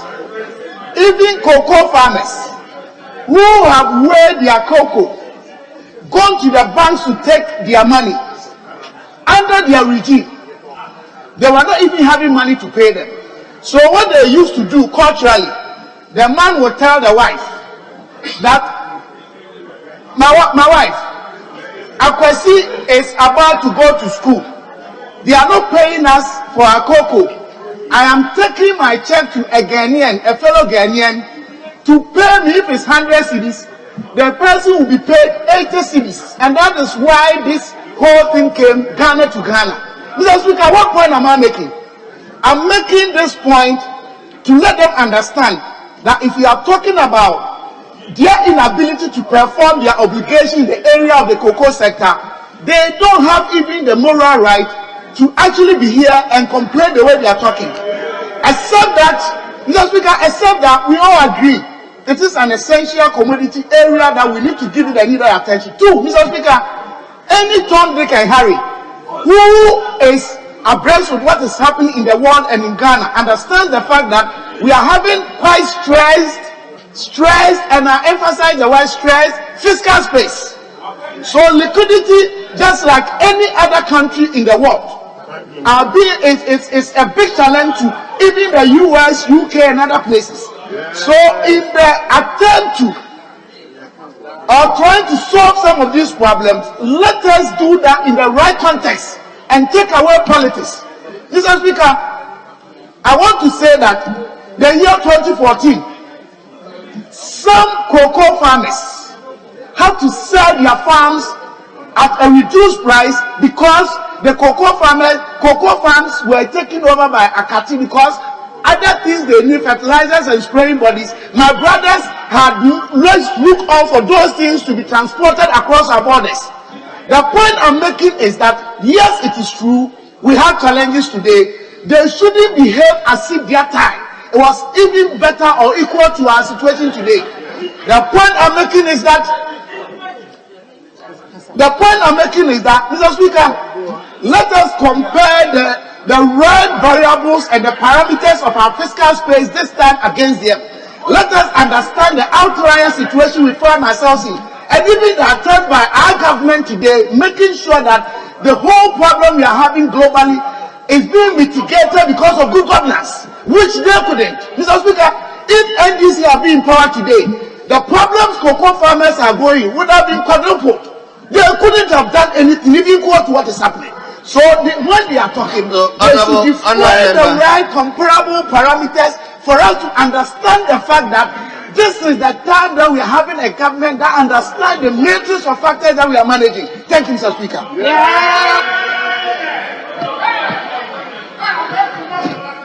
Yes. Thank you very much, Right Honourable Speaker. Right Honourable Speaker. First of all, honourable members, please. Let me commend the Honourable Richard Echampong, a member of the Finance Committee, for his indefatigable way of conducting research. Mr. Speaker, when I read the document, I am convinced beyond reasonable doubt that he spent sleepless nights working on these statements. Mr. Speaker, let me correct an erroneous impression that is being created here. Mr. Speaker, this is a house of record, and you always encourage us that when we speak, we should speak with facts. We should speak with evidence. Mr. Speaker, I refer you to the utilization of the 2019-2020 facility, the first drawdown of the AFDB loan, and the 2020-2021 syndicated loan presented to this House by the Finance Committee. And Mr. Speaker, I take you to page 2, table 1. It talks about volumes in terms of production of cocoa in Ghana. I'm saying so because the gentleman, Mr. Stephen Amwa, says that there was a cutting.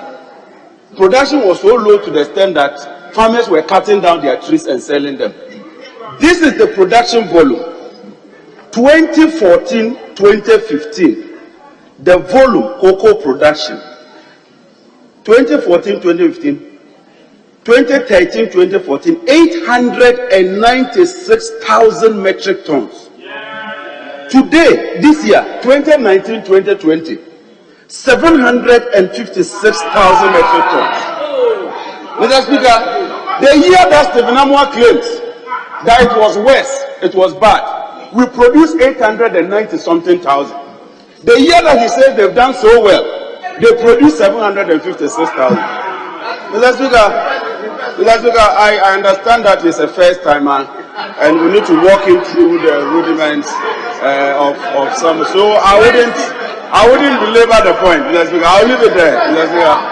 I'll leave it there because when we are making statements, we do not want to generate debate. Honourable members, please.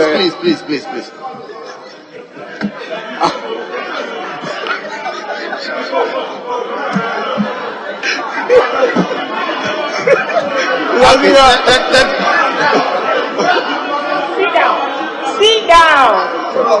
Thank you, Mr. Speaker. I think that my colleague from the other side is being unfair to our colleague who just presented his facts or his opinion on the report on the floor. Mr. Speaker, to refer to him as a first timer, so he needs to be handheld and walk through the corridors of whatever he said. I think it's unfair.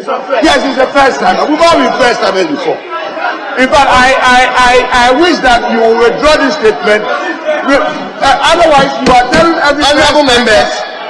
Honourable members, please let's listen to him, so that when you also get up, people also listen to I hope that this unruly behavior will be controlled. So what I'm saying is, I think that my colleague is unfair to Honourable Dr.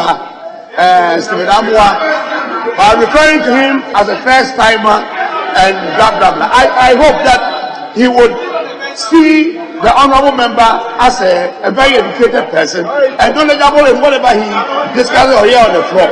So in saying that you are trying to demean that doctor, and I want you to withdraw and apologize. Mr. Speaker. Yes, let me hear. Thank you, Mr. Speaker. Mr. Speaker, I don't know what my colleague was trying to achieve, because these standing orders are the guide. And our hope was that he was going to quote the relevant standing orders to buttress the point that referring to us in terms of terms, like I would just say the member for Swami, the majority leader, who is a seventh timer, and Honorable Afeyo Markins, who is a third timer. How does this offend our rules? So you should show us in our standing orders where this offends the rules. Carefully before you leave. There's no where that offends, and we use that, Mr. Speaker, just to let each other appreciate how long or short we have stayed in this house. There's nothing wrong with it, unless you can provide evidence that these standing orders from the use of referring to each other, the number of times we've done. Mr. Speaker, I think it should be ruled to be out of order so that my colleague can control making statement. Thank you very much. Thank you, Mr. Speaker. Vice Honorable Speaker, all I did was to set the record straight. Mr. Speaker, and if there's anybody that I have learned from in terms of experience, it's Honorable Oseche Mensah. A seventh timer who has proved that as you stay long in this house, you gain wisdom, you mature, and you metamorphosize and gravitate and graduate into the realm of knowledge personified. Mr. Speaker. Mr. Speaker, on that note, Mr. Speaker, it's important that we pay attention to this critical issue, because the document I was referring to even talks about the allocations. And if you look at the allocations, Mr. Speaker, a whopping 68 million was allocated for hand pollination and 140 million for these purposes. So beyond the issues that we are talking about, this is a very important issue, because cocoa is a main cash crop that generates a lot of revenue for this country. Some of us who were trained as agriculturists, we understand the benefit of cocoa, not just the economic aspect, but even the ecological aspect, the environmental aspect of it. So, Mr. Speaker, he has made an application to you that if you may consider, probably through leadership, so the minister can brief us, so we know where we are, especially as we are seeing the volumes declining. It's quite worrying. On that note, Mr. Speaker, let me thank you for indulging me. Thank you very much, Right Honourable Speaker.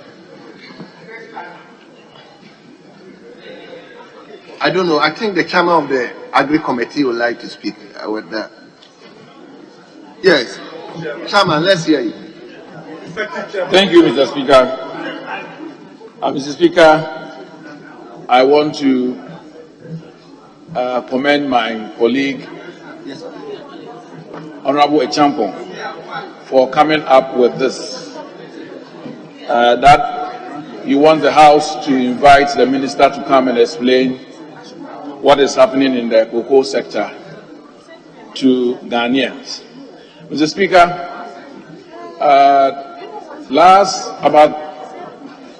the last part of 2021, my good self and the leadership of Agri Committee, together with members of the Finance Committee, took a trip to some cocoa growing areas in Ghana, about 6 regions. Mr. Speaker, what we found out there was so impressive to the extent that the members who were present commended Cocoa Board and the regional managers for coming out with such program to bring out the results we had in the last growing season. Mr. Speaker, some time has lapsed. So if my colleague has found out that there's a letter going around telling them to cease operation and that the Cocoa Board is going to outsource the program to private members. I think what is right for us to do as a committee, and for that matter, the finance committee, because they also champion the syndication fund, that we need to invite Cocoa Board first to find out what has gone on so far. Beyond that, I think the minister can also add his voice to it. So I want to make it clear to the House that Cocoa Board has done very well with regard to what they are doing, with regard to the rehabilitation of cocoa farms and other programs that brought out the results we had last cocoa season. Mr. Speaker, as the chairman of the committee, I'll also call my members to have a discussion with the management of Cocoa Board so that we can also properly brief the House when the time comes. Thank you, Mr. Speaker, for the opportunity. Yes, let me come to leadership. Mr. Speaker, I think we've heard the member raise a very important matter. But I thought that when such an important matter is to be raised in the House, just so that it doesn't leave the House unattended to, or the relevant minister would be summoned to the House at the time the statement is to be made, so that we can have some proper response to it. And then it positions us to appreciate the issues raised. But if, as increasingly is happening these days, the Speaker is ambushed, it's an urgent statement, it comes and we are not wiser by the statement that is made in the House. I think that the better arrangement, and in this particular case, Mr. Speaker, if we had the minority chief whip in his own response, he was talking about the fact that there are some outstanding issues that may have to be responded to by the minister. What is being done? What is the cost? He said, at what cost? And what is the mechanism that is being employed to pursue what you are referring to? So this third statement that you made, how does it achieve the purpose? As far as I'm concerned, it should have been a question. The vehicle should have been a question, so that the minister will come and respond to it. How do you come and submit such a statement? How is the House made wiser by this? I'm not too sure that we are attaining or achieving the results that is intended to be achieved by the statement that you have just made. The House is not made richer or wiser by such choice of vehicle. I'm not sure that is the way to grow Parliament. Mr. Speaker, but it's not to downplay the issue that he has raised. I'm only saying that there should have been a better vehicle to prosecute this matter. A question, whether an urgent question or perhaps even a motion. The purpose of the statement that you make really is not to engender any debate. The question, if the minister comes to respond to it, if it's not adequate, the House can hold his tail. Even a motion that the House must pursue a course. So, Mr. Speaker, I'm not too sure that I agree with my colleague on the choice of the vehicle, just a text statement, and that's the end of it. I don't think so at all. A question would have been much, much better. And indeed, as one of the colleagues also related to, we are relegating the business of the various committees to the background. The Constitution provides in Article 103 what the purpose of committees of Parliament are supposed to be. I'm Speaker, for the elucidation of colleagues. Article 103.3 provides, and if you can indulge us, Mr. Speaker, I may want to read, that committees of Parliament shall be charged with such functions, including the investigation and inquiry into the activities and administrations of ministries and departments as Parliament may determine. So you should have used that vehicle. And if anybody is found wanting or culpable, then it would have come up that somebody is shortchanging this country by the allocations of sums of monies that have been made to that department or unit. So, Mr. Speaker, as I said, not to overflow the issue, I agree that the matter raised is germane, is relevant. I'm not too sure that I support the vehicle that he elected to bring the matter to the chamber. It doesn't help us to bring the facts out, facts that really all of us can relate to. So, Mr. Speaker, I would think that as a sequel, if maybe the relevant questions could be raised, whether urgent questions, I think it will help the House better than the statement that has been made in the House. Thank you very much, Mr. Speaker. So, leadership, let him be clear. So, in this sense, should I ask the member to put it in question, or you should give it to the committee to work on it, or we should ask the minister to come and respond to it? I'm a bit, because as you said, the vehicle he chose is a bit open. Yes. Mr. Speaker, I would prefer that you refer this matter to the committee on agric immediately, to go into it and maybe report to this House within a very short time, maybe about 2 weeks before we adjourn, so that we were able to unearth the truth about this. Because if the minister is invited to come and give a statement, he comes to offer the statement. There's no investigation on the part of Parliament. Whatever he comes to tell us, we may be obliged to take it hook, line, and sinker. The committee goes into it. It will bring out better results, and all of us will be better educated. So I think that the directive will be to forward this to the committee and charge them with the responsibility of going deeper into it and coming out with their findings, as I'm saying, because Parliament has to adjourn on I think 24th or so, is it 24th or 27th of July. You can give them a limited time, not more than 3 weeks, to report back to this House what their findings are. Mr. Thank you. Well. Yes. Yeah, thank you very much, Mr. Speaker. I could have agreed with the majority if they are better. I support what he says. If we can get the Agri Committee to quickly look at it, Mr. Speaker, I even think a week should do, but then I was starting just to make sure that we get the report before we rise.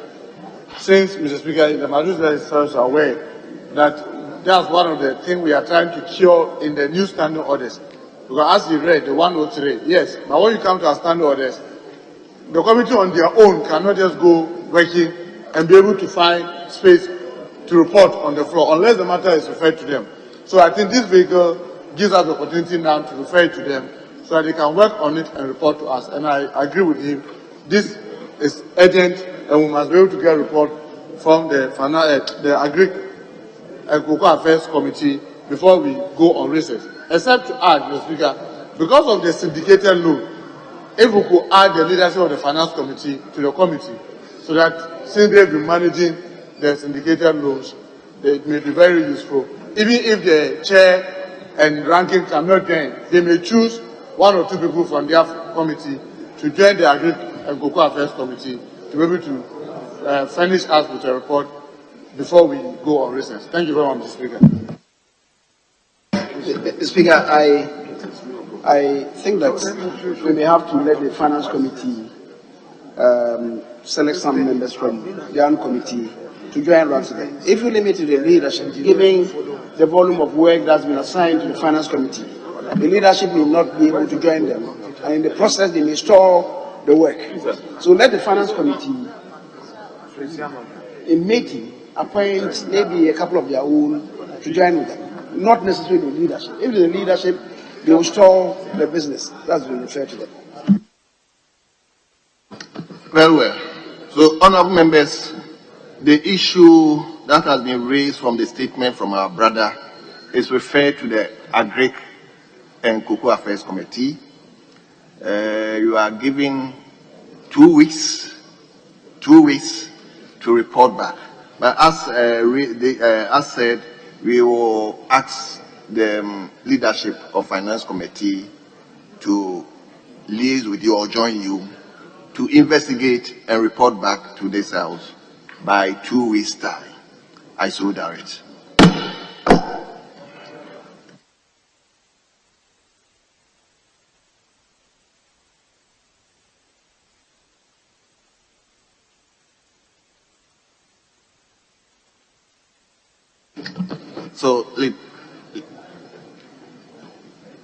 So let's hear you. Mr. Speaker, I understand there are two other statements. I don't know the nature of those statements. If maybe World Refugees Day, Refugees Day. Okay, and then the other one is? And the other one is, I think that one is personal. Dissemination of our local music. Decimation of our local music industry. The Speaker, the other one is a commemorative statement. Yes. So if the member could read it into the record without attracting any comments, and then we can do the other motion, and then come back to the third statement. Well. So let's deal with the commemorative statement. So, honorable member for South Honorable Roxanne Fiamapo, on the occasion of World Refugees Day 2022, you may now have the floor. Speaker, thank you for the opportunity to make this very important statement to commemorate the World Refugees Day. Mr. Speaker, may I humbly request of the table office to capture the entire statement, and so that I will, for the sake of inadequacy of time, I will touch on the salient portions. Mr. Speaker, the World Refugee Day is commemorated every 20th of June. Mr. Speaker, it's a day marked to honor refugees across the world and aims to strengthen and aims to consider the strength and courage of people who have been forced to flee their home country to escape conflict or persecution. World Refugee Day is an occasion to build empathy and understanding for their plight and to recognize their resilience in rebuilding their lives. Mr. Speaker, a refugee, according to the UNHCR External Relations publication of New Delhi in May 2008, states that it's a person who has fled his or her country owing to well-founded fear of being persecuted for reasons of race, religion, nationality, membership of a particular social group, or political opinion. Mr. Speaker, and that is outside the country of his or her nationality and is unable or owing to such fear is unwilling to avail himself or herself to the protection of that country. Mr. Speaker, the Office of the United Nations Human High Commission for Refugees, UNHCR, was created in 1950 during the aftermath of the Second World War. Mr. Speaker, to help many Europeans who had fled or lost their homes in and during the Second World War. However, Mr. Speaker, in 1967, a protocol was expanded to include, as part of its scope, a convention as the problem of displacement and spread of refugee issues around the world began. It removed the geographical and time limitations written into the original convention, under which mainly Europeans involved in events occurring before 1st January 1951 could apply for refugee status. Mr. Speaker, the 1951 Geneva Convention relating to the status of refugees clearly spelled out for the first time who a refugee is and the kind of legal protection, other assistance, and social and economic rights he or she should receive from countries which have signed the convention. Mr. Speaker, refugees have certain rights under the 1951 Convention and the 1970 Protocol.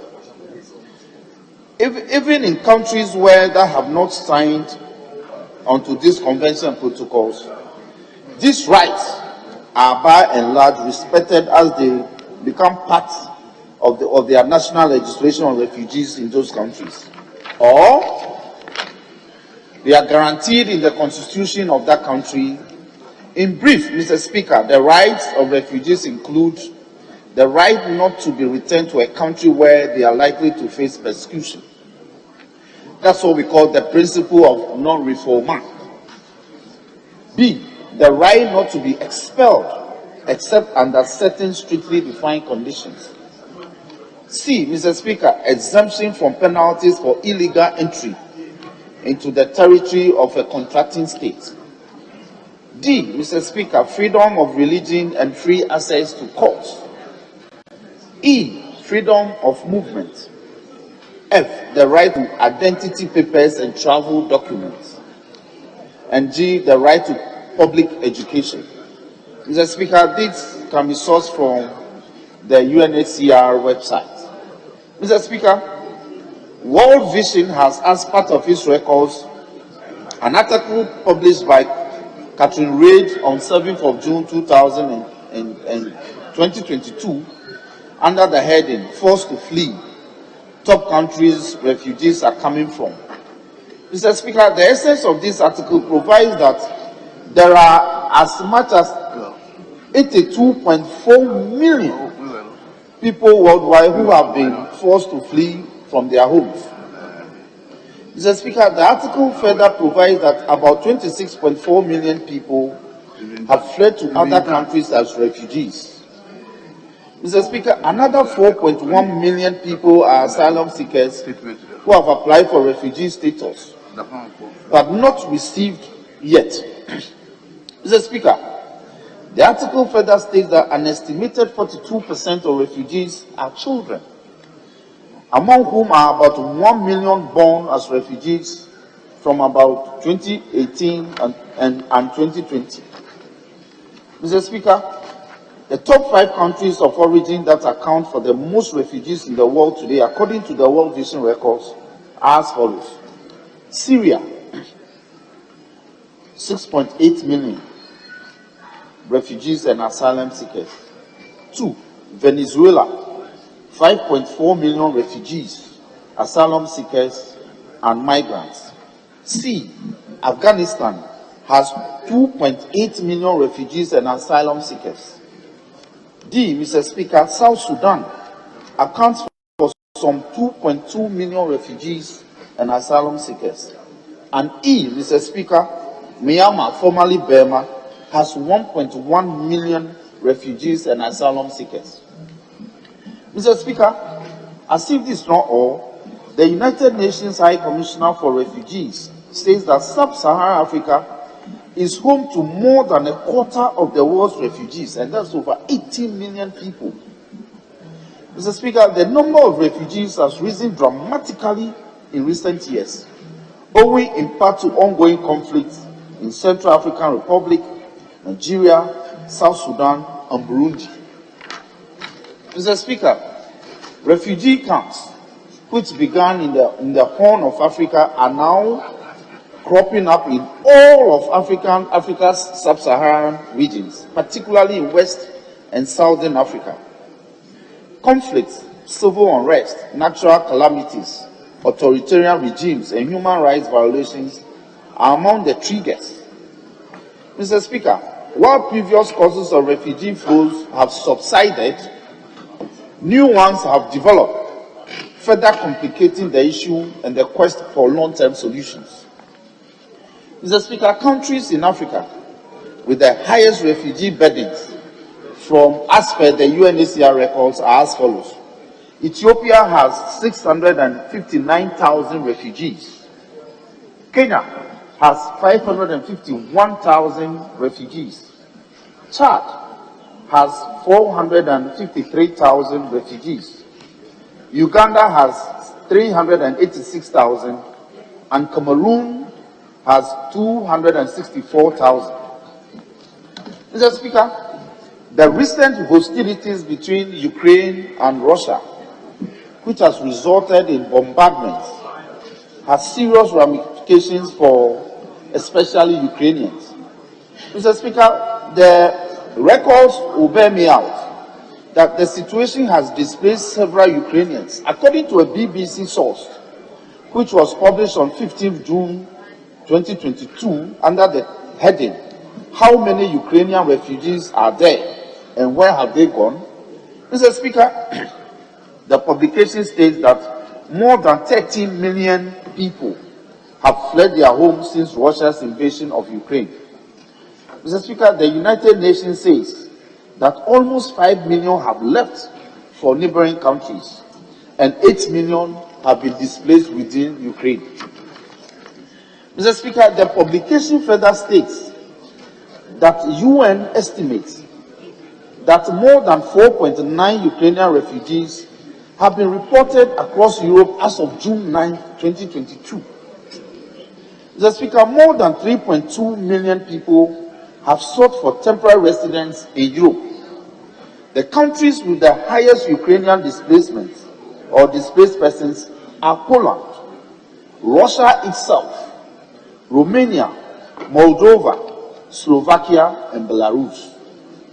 Mr. Speaker, the UN further says that more than 780,000 Ukrainians live in Germany, whilst 366,000 live in the Czech Republic, and an additional 145,000 now live in Turkey. Mr. Speaker, leaving the generals and now to the specifics, Ghana has played host to several refugees as part of our obligation towards humanity under the 1967 Geneva Protocol. Mr. Speaker, the Ghana Refugee Board, with the help of the UNHCR branch office in Accra, has played host to refugees who were taken to Ghana since the year 1990. In 1990, Ghana created refugee camps to provide accommodation to various individuals displaced on the continent due to violent conflicts mainly. Mention can be made of camps such as the Christian refugee camp, the Ampan refugee camp in Greater Accra. We also have the Greater Accra refugee camp, the Ejaikom refugee camp, the Fetentire refugee camp, as well as the famous Buduburam refugee camp. Mr. Speaker, Buduburam was very instrumental in our humanitarian activities to Africa. The camp was located 44 kilometers away from Accra on the Accra-Cape Coast Highway. It was established in 1990 with the help of the Ghana Refugee Board as well as the UNHCR. Mr. Speaker, the camp was home to more than 12,000 Liberian refugees who were brought into the country in 1990 during the first Liberian Civil War between 1989 and 1996, and the second one between 1999 and 2003. Mr. Speaker, in addition to refugees from Sierra Leone who escaped from their war between 1991 and 2002, in January 2012, the UNHCR announced steps to close down the camp. Mr. Speaker, this sets in motion the tone for the closure of the Buduburam camp. Mr. Speaker, to further drive the point home, we are told that refugee status adversely affects a lot of children, and the 5 critical areas that they are mostly affected include the following. Mr. Speaker, they have limited access to quality education. 2, they have compromised mental health and the threat of loss of childhood. 3, there's a separation from families and greater vulnerability. Mr. Speaker, as regards greater vulnerability, the UNHCR estimates that at least 300,000 unaccompanied and separated children were registered in 80 countries over the course of 2 years, and many of these children are said to have been separated from their families. Mr. Speaker, the fourth adverse factor that affects children that are caught up in this crisis include shifting family dynamics and responsibilities. Mr. Speaker, the last but not the least among these factors include isolation in host communities. Mr. Speaker, we are told that this year's World Refugee Day 2022 is being celebrated under the theme, whoever, wherever, whenever, everyone has the right to seek safety. Mr. Speaker, whoever is explained to mean that people forced to flee should be treated with dignity. And wherever means that people forced to flee should be welcomed. Whenever, Mr. Speaker, is explained to mean that they have the right to be protected. Mr. Speaker, may I conclude by saying that we want to encourage the world to use the dialogue to deal with threats of conflict. Government must be concerned more about its responsibilities towards the citizens and be committed to creating peaceful and safer environments for their people in order to enable us build a world free from refugees. Mr. Speaker, may I conclude by saying for 2022, we must all protect people who come to us as refugees. Mr. Speaker, thank you for the opportunity.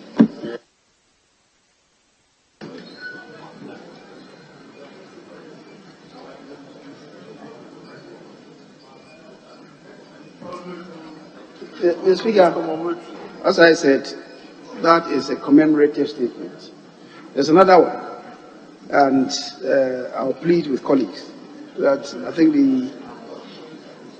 the highlights, as espoused by the maker of the statement, really captures everything.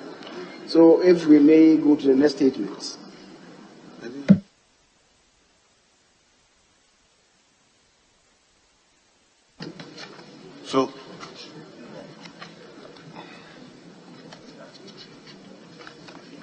So, Leader, are you going to item 8?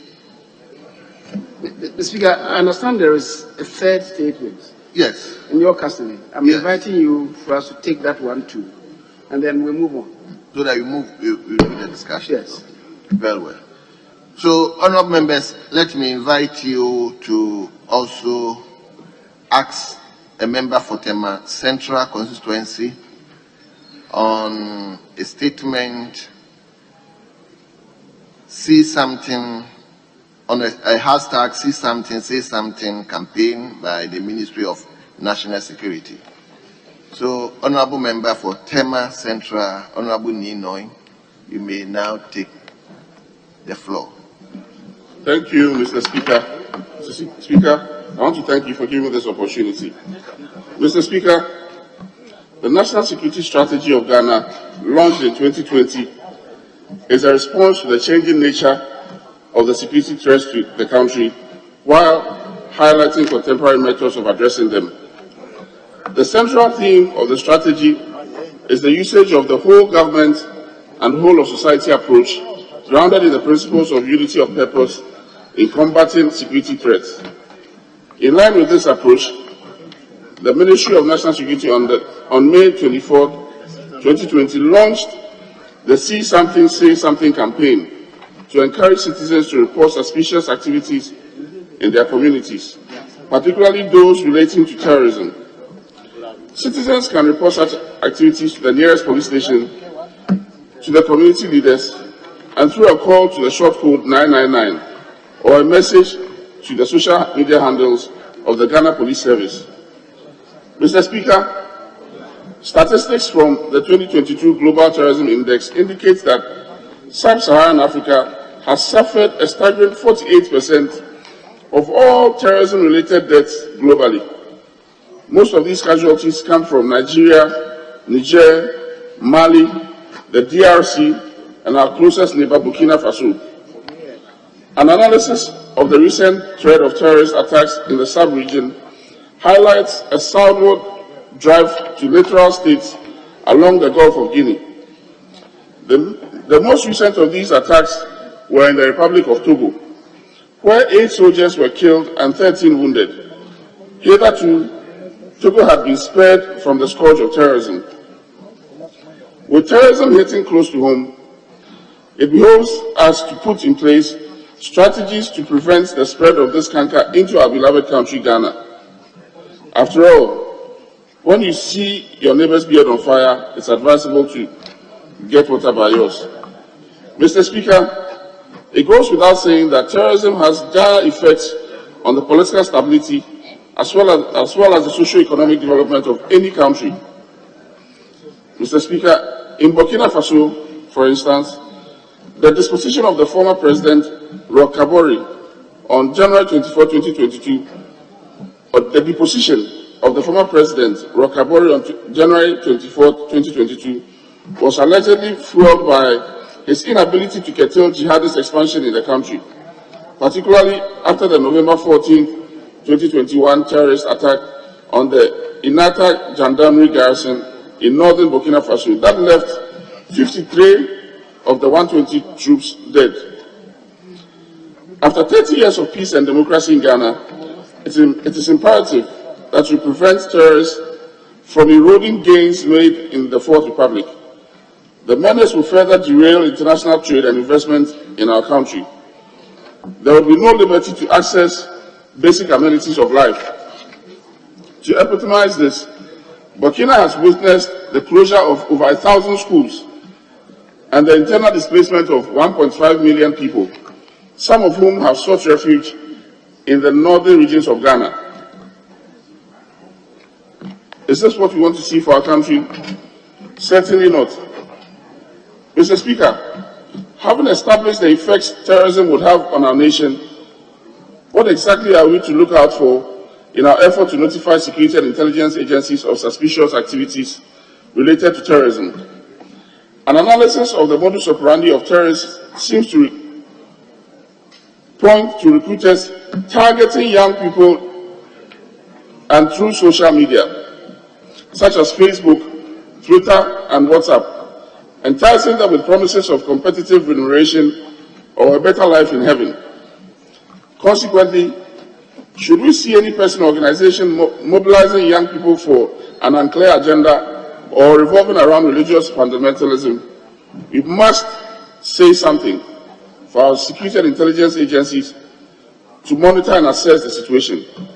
Social media users must also report posts with violence or religious fundamentalist elements, particularly videos showing people brandishing arms or how to make improvised explosive devices and chemical weapons. Mr. Speaker, the campaign is laudable and deserves more attention than it currently has. A synopsis of the recent attacks on a school in Texas by Salvador Ramos shows that he had revealed his sinister plans to a Facebook friend before he executed them. Had this person been conscious of the telltale signs of the impending doom, she would have said something when she saw the messages. Mr. Speaker, the latest of them all is the deadly massacre on Sunday, 5th June 2020, of over 100 members of a Catholic parish at Owo in the Ondo State of Nigeria. Mr. Speaker, we commiserate with the families of the victims and the Nigerian people, with whom we share so many things in common.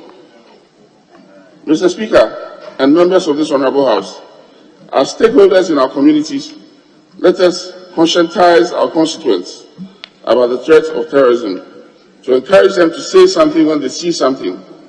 In so doing, we'll be fulfilling our civic responsibilities of defending the cause of freedom and of rights espoused in our national anthem. When we see something, we say something. Thank you, Mr. Speaker, for giving me the opportunity to make this very important statement. Thank you. So we'll invite contributors to both statements. So if you may decide which statement to contribute. Yes, let me listen to the Honorable Member for Is it Kole Krote? Yes, Right Honourable Speaker, Klote Kole. Right Honourable Speaker, thank you for the opportunity to contribute to the statements made by members on the commemoration of the International Day for Refugees, as well as that on national security. Mr. Speaker, in speaking about refugees, there's a tendency to forget that a huge number of people that we don't avert our attention to are the internally displaced persons. And by definition, they satisfy all the other criteria for refugees except that they have not crossed any internationally recognized state borders. Mr. Speaker, just to give an idea of the severity of the internationally displaced persons globally, in Yemen there are 2.5 million internally displaced persons, I beg your pardon. In Myanmar, 644,000 IDPs. Nigeria, 2.2 million IDPs. South Sudan, 1.6 IDPs. Afghanistan, 1.2 million IDPs. Somalia, 1.2 IDPs. And Syria and Iraq have 7 to 8 million IDPs, which represents about 20% of the refugees globally. Mr. Speaker, majority of those affected the most when there's a conflict or any disaster tend to be the women and children. And unfortunately, a lot of the data does not really break down the extent of the suffering that the women and children go through.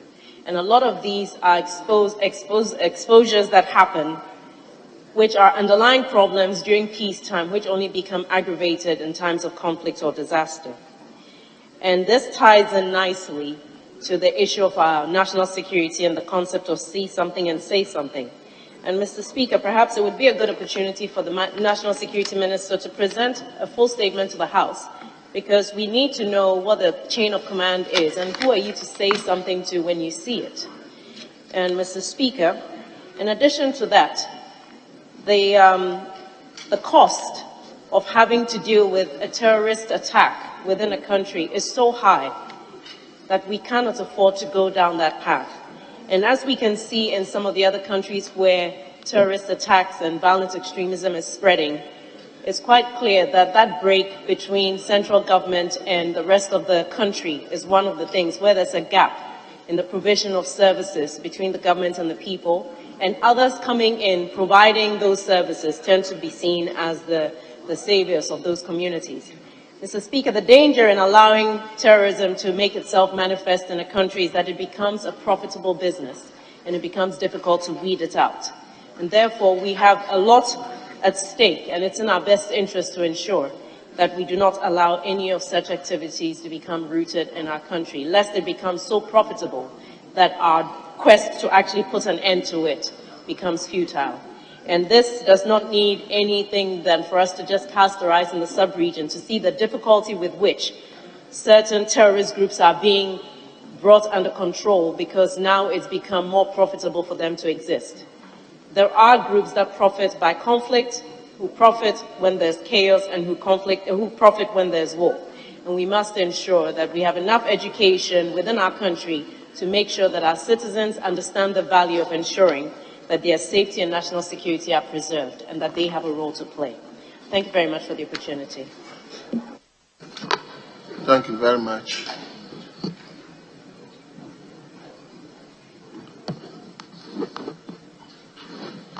Yes, let me give opportunity to our West.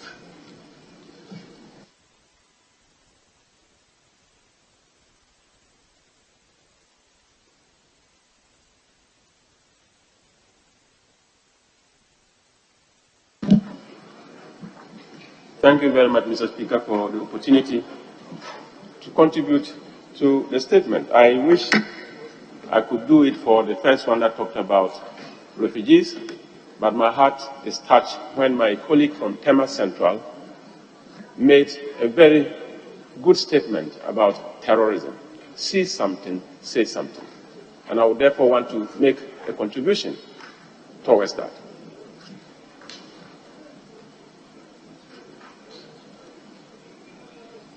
Am I to be guided, please? Thank you. Go on. Thank you. The fight against terrorism in the world is gradually gaining traction and is gaining complexity, and the attention of nations towards acts of terror is eating so much into national budgets. Unfortunately for us in Ghana, when you look at the strategic blueprint of the national security, it is clearly stated in there that youth unemployment remains a huge security threat to this nation. And recruitment of young people who are doing nothing virtually by a terrorist group is a highway towards national destruction. So when the issue of see something, say something was launched, all of us within the security circles and the political circles got so excited, because in a democracy where it is all about sharing your own opinion and the local parlance, as to put it, kabi mamin kabi, express your opinion and let me express mine. It is an environment that people can say what they want to say. So saying something is part of our democratic tenets. Saying it to who is what we need to define. What am I supposed to say is what we need to get clarity on. But I think that the many prank calls that were experienced immediately after the launch of this very important project tells us as a country that we need to get serious, try as much as we can to enhance the security consciousness of the populace, to understand that where the state is weak, all of us must come together as a people to strengthen the path that will give us the best of security. A weak state is an avenue for terrorists to strike. But all of us as a people will have to understand that when you find something and you don't say it, insecurity anywhere in this country, in any village, will amount to insecurity everywhere. So whether it happens in your village and you decide to keep quiet, when it becomes a national issue, you might be affected in a way that will surprise you. Mr. Speaker, see something, say something is a project by national security that intends to push us to a level that all of us will appreciate that it is not about keeping quiet, it's not about sitting on the fence, it's about expressing your opinion, seeing something that can affect the security of this country and saying it right, and saying it timely. The timely submission of a message within security circles can allow for simple analysis to ensure that the state can react appropriately and timely. Mr. Speaker, see something, say something is a passionate and a very passionate strategy that will enhance national security. But we ought to take note of this. Using hard power to fight terrorism is gradually becoming something that is not working. We ought to enforce the power that we require to fight terrorism to be a soft power. The application of soft power, in other words, empowering the state in a soft angle, every village, every town, every community will appreciate the fact that the power that we have actually resides in us. It is every individual, every citizen's responsibility to say something when you see something, to support national security, to keep this nation peaceful. Because all of us, as we sit here, we are potential refugees. Potential refugees because if terrorists attack this country and we can't stay here, we might be forced to run across country. If you don't run across the country, you become an internally displaced person. So all of us are potential refugees. And all of us, because we want to prevent it, we should be able to say something when we see something. With these few words, Mr. Speaker, I want to thank you for the opportunity to contribute to this very important statement. Thank you so much.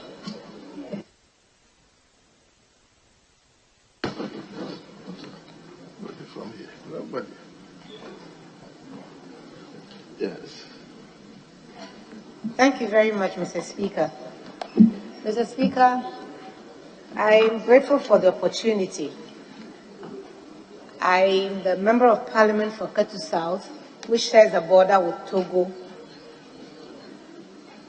This morning, I had the opportunity to speak about the movement of, or part of the activities at the border in Aflau to Akanu.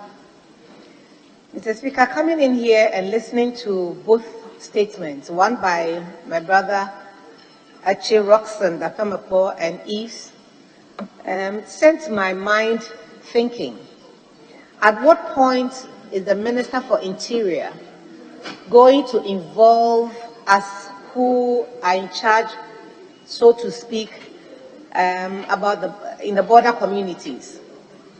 Mr. Speaker, if you see the evidence that is in this country. It says that in Cote d'Ivoire, well, we have 9,000 Ivorians as refugees.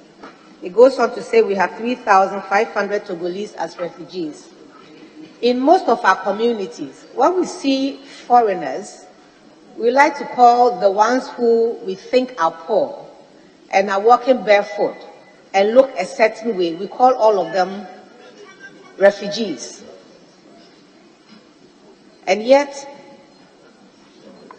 we have not been approached as members of communities where people use our communities as entry points into the country. When we see something, who should we talk to? As my colleague just said, when do we say it? Is anybody preparing some guidelines for us to share in our communities of the kinds of things to look out for, which should draw our attention to saying something to the appropriate authority? In the statement read by Eves, perhaps he did, but I don't recall, that he mentioned where and to whom the messages should be given to. Who should we say it to in our various communities? It is important that the message is clear, the guidelines are clear, and we as stakeholders will embrace it and assist the state. Because really, as he just said, we are all potential refugees of a sort. Mr. Speaker, the linkages for me are very clear. If someone is here as a refugee, it means something may have happened in their own communities. We are trying to protect ours from being a recipient of those kinds of terrorism or those kinds of activities that lead people to become refugees.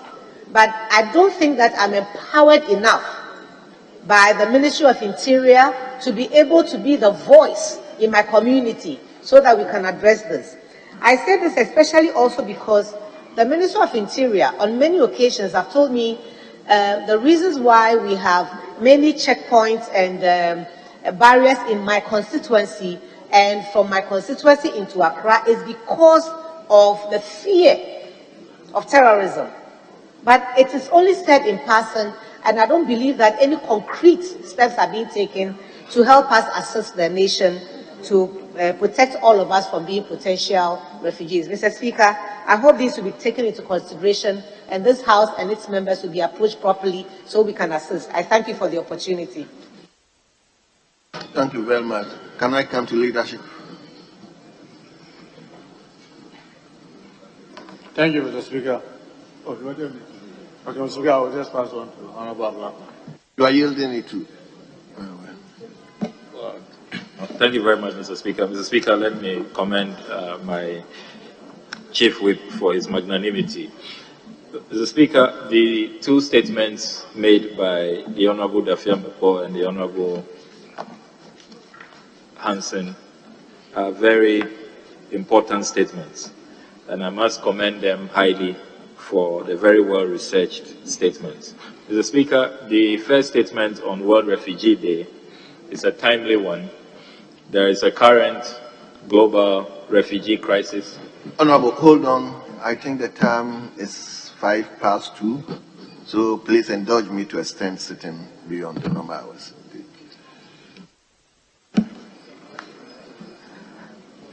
So, Mr. Speaker, as the Honorable Dafia Mepo shared with us, there are millions of our compatriots across the world who have been displaced by no fault of theirs, largely due to conflict, poverty, human trafficking, and all kinds of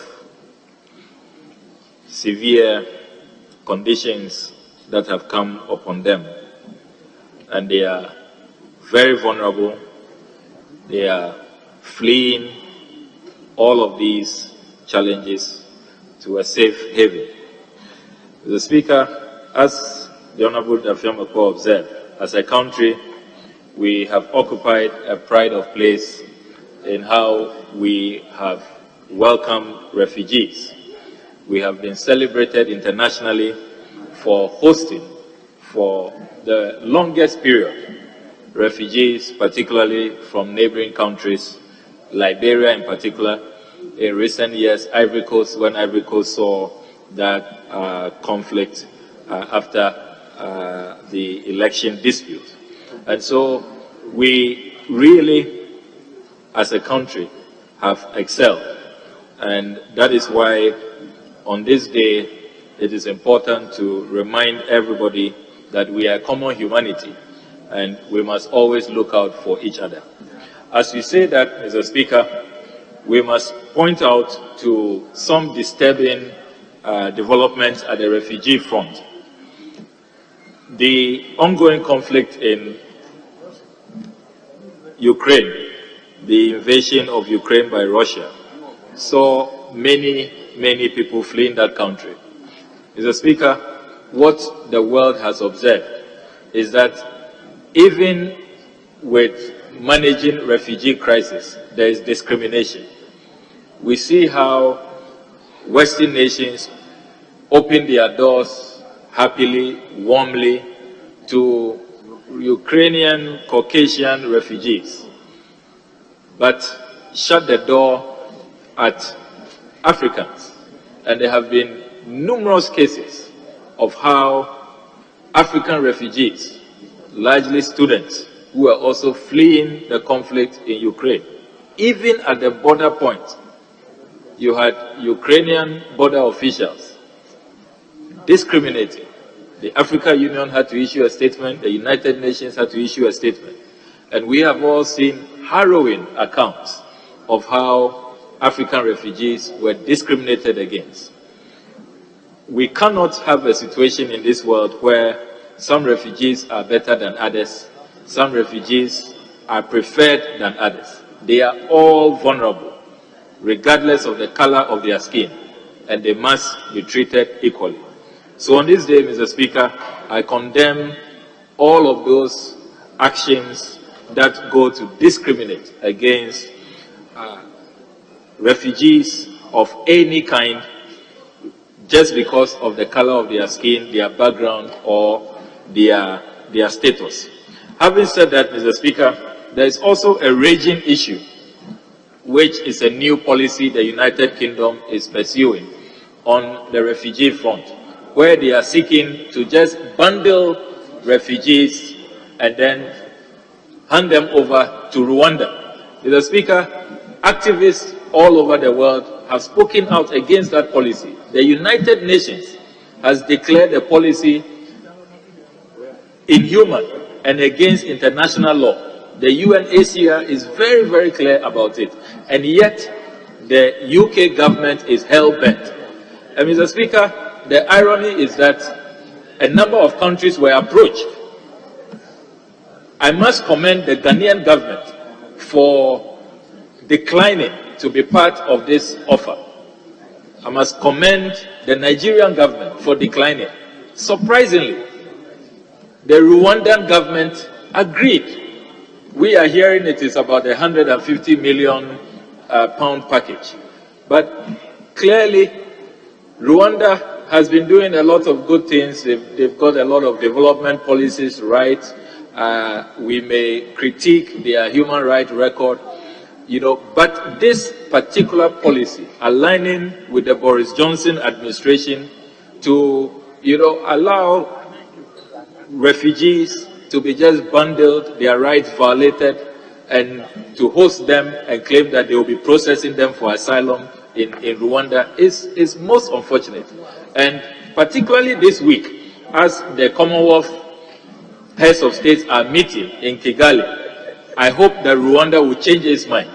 Fortunately, activists took the government, the UK government, to court, and there's an appeal court decision. They lost at the High Court, but the appeal court is looking at their review, and we are expecting a decision in July.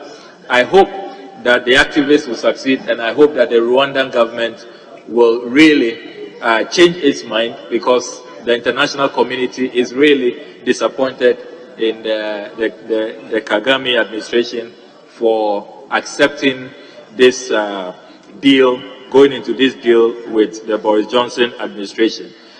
We must all recognize that people don't flee safe havens. If they were comfortable where they are, if they are not under attack, if they are not suffering, from the vagaries of harsh conditions, they will not be fleeing their home. And so we need to offer empathy, and we need to extend, some love and some care to refugees. And I hope that on World Refugee Day, the world leaders will reflect on some of these inhumane policies against refugees, against people who are fleeing, conflict, fleeing poverty, deprivation, and all kinds of turbulence, will be accorded much more respect. As I conclude, Mr. Speaker, I want to commend my brother Yves Hans Note for his statement on see something, say something. We are expecting the National Security Minister to come and brief us fully, but we see that there's a lot of public campaign, public education, and it's very much in order. So far, it appears that we are the only country in the sub-region that has not been attacked. So we all must come together. What we see in other countries, Mr. Speaker, is that the political class in particular, they only come together after an attack, and they wish that they were more united and they had all collaborated before the attacks. So let's learn that lesson and let us come together as one people, as a political elite that has responsibility to offer leadership and to help protect our people. So I commend the various initiatives. The only concern so far is that the helpline doesn't seem to be working when people call in. They are not as responsive as they should. I hope that the National Security Secretariat will work on that particular concern, and all of us will put our shoulders to the wheel and be alert. The public education should be taken seriously. Many people don't know how to take personal security, don't know how to, really keep an eye out and be on the lookout for suspicious activity. So I hope, Mr. Speaker, that we'll all refresh, our alertness and be more educated on how to prevent, this dastardly acts that take place. We all must protect our country, and we must be proud that as a country we have never suffered any terrorist attack. We must keep that reputation and do all in our power as political leaders to keep our people safe.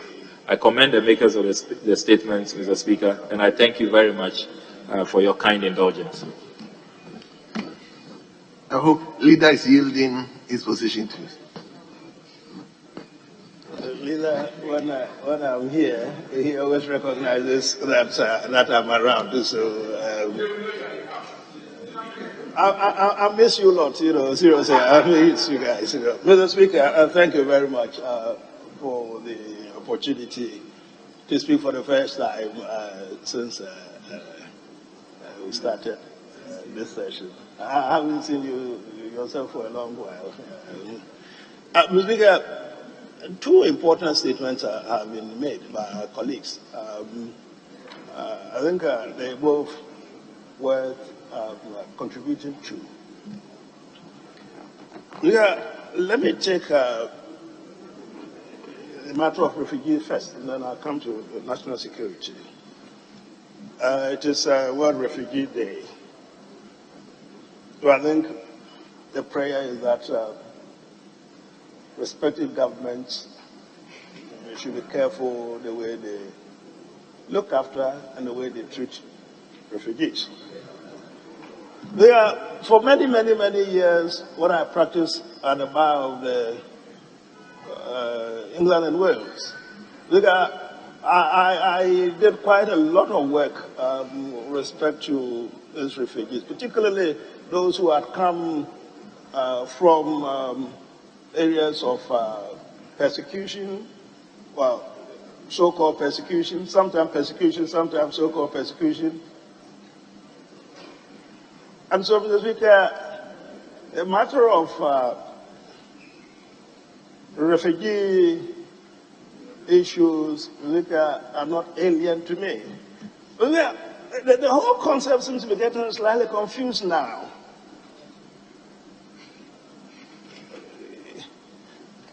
The 1951 Convention and the protocol, Mr. Speaker, are very clear on who a refugee is.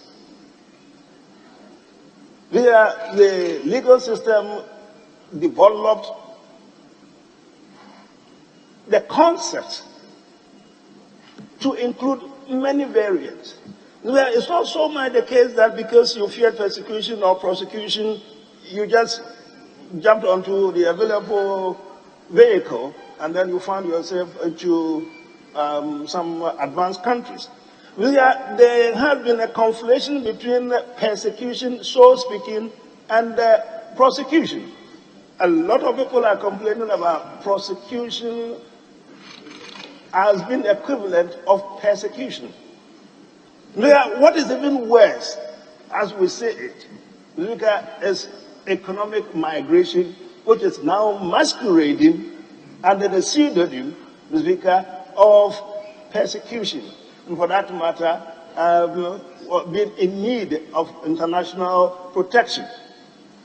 3 days or so ago, I read something on the net, I think Ghana Web or something. It's supposed to be this guy in Germany, who I think is a Ghanaian, who they said, and I'm quoting from what I read, had renounced his citizenship of Ghana to be a German.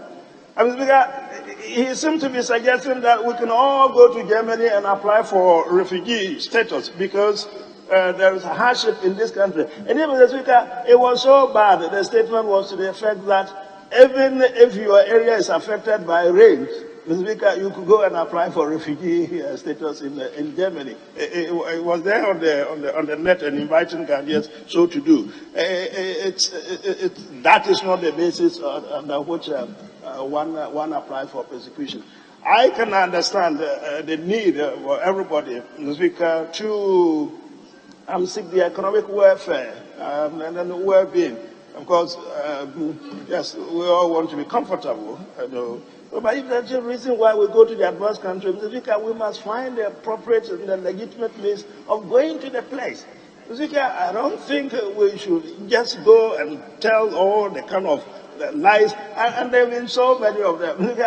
I recall in those days when Ghanaians would come to my office, and Mr. Speaker, I would ask them about why they applied for refugee status in the United Kingdom, and they talk to me like, I'm not a Ghanaian. When you're telling me the conditions in Ghana, you want to apply for whatever. Mr. Speaker, it gets more complicated.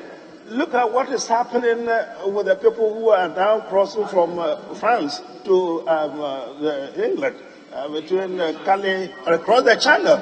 Mr. Speaker, can you think about it? I mean, the British government is bereft of ideas what to do.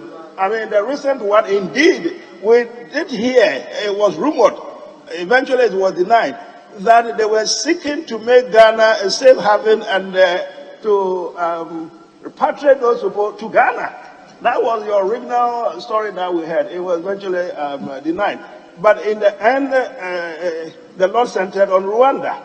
So the British government has now decided that whoever takes the adult journey of crossing the Channel and reaching the United Kingdom through that way, will be returned to Uganda, to Rwanda, to apply for refugee status in that country. It was so dead serious that I think 3-4 days ago, a flight was actually taken. But of course, it was about to take off. But at the last minute, indeed, the lawyers had challenged it in the High Court. They had failed. They had made unsuccessful attempts in the Court of Appeal. They had failed. The Supreme Court of England had given the go-ahead for the flight to take them to Rwanda. Mr. Speaker, very 11th hour, 59th minute, the European Court of Human Rights granted an injunction, grounding the flight. It didn't take off. These are the things. Much as we sympathize with people who want to seek economic welfare, look at the distinction between economic migration and real political refugee people in need of protection. Must be clearly dichotomized. Other than that, international I mean, refugee legal protection loses the essence of it. Everybody is crumbling under the pseudonym of protection. There are people who do not need protection. They simply do not need protection. They should stay in their respective countries. I mean, look at Ghana, for example. If everybody else were to come to Ghana because it's peaceful and whatever, claiming to be disabled, can we contain them? And there's also another aspect of it. When Ukraine fell, Mr. Speaker, because of all the crisis, it hasn't completely fallen, but the crisis going on there, we had assumed that our students would come back home. Mr. Speaker, what we heard was that some of them have said that, well, since we're already in Europe, we will do all sorts of things, apply for other status. Home is home, home is home. People should be very careful. Mr. Speaker, we don't have time to debate whole issue of refugee protection. It would take us hours. The other bit about it is in the statement. It's about the security situation in our environment. That's our sub-region, and particularly lately in Ghana. It's a matter of very great concern. It's a very great concern of what's going on. I always suggest that we should pipe it down. When it comes to matters of this nature, I prefer that it is kept cool. It is kept on the quiet. There have been many discussions. There have been many variations of various permutations. I'm concerned that really is giving oxygen to whoever is planning to do us harm. Is it a case that we are actually telling them, giving them advice on what to do and what not to do? The national security, Mr. Speaker, I presume, is on top of what is going on. You listen to radio and debate, and Mr. Speaker, also the pseudo, what do you call it, experts. You hear their names, they are experts in what they are not doing the country any good. Mr. Speaker, we should calm down. Yes, it is. Sorry, you keep saying something, I can't hear you. In conclusion, now what brag of here?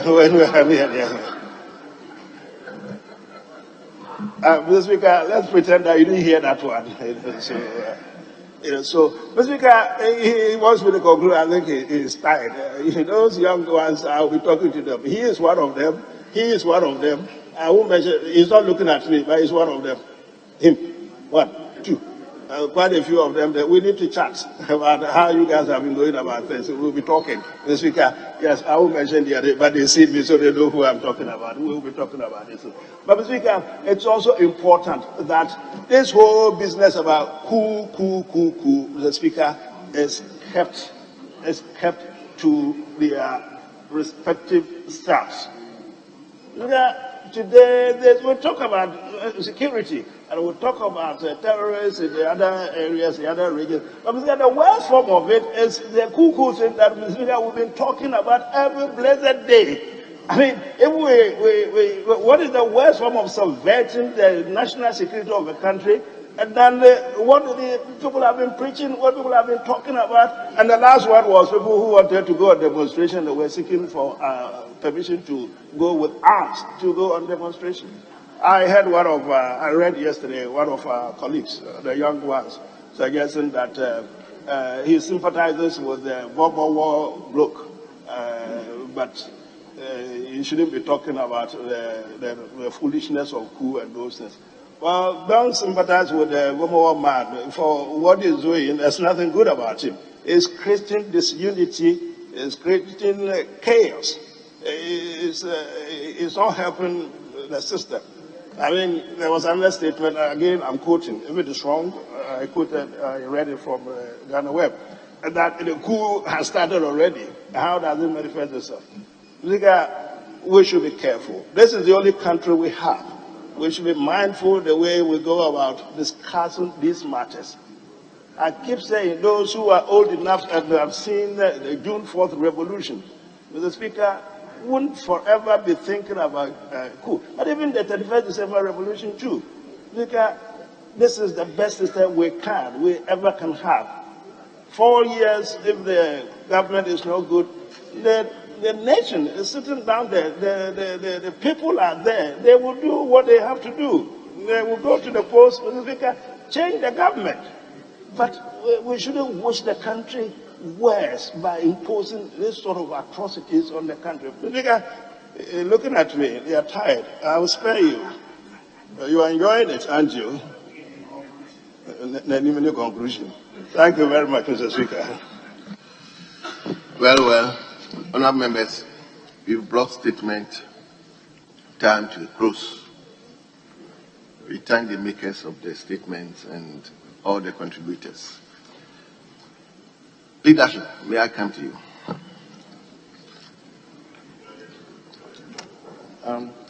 Mr. Speaker, thank you. It's past 2 and we are in your hands for adjournment.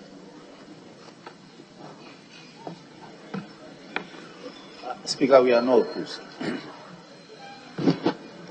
Honourable members, the time is already past 2, and therefore I will move on to adjourn the House to tomorrow, 10 o'clock in the forenoon. Tomorrow, 10 o'clock in the forenoon. I thank you very much. The House stands adjourned.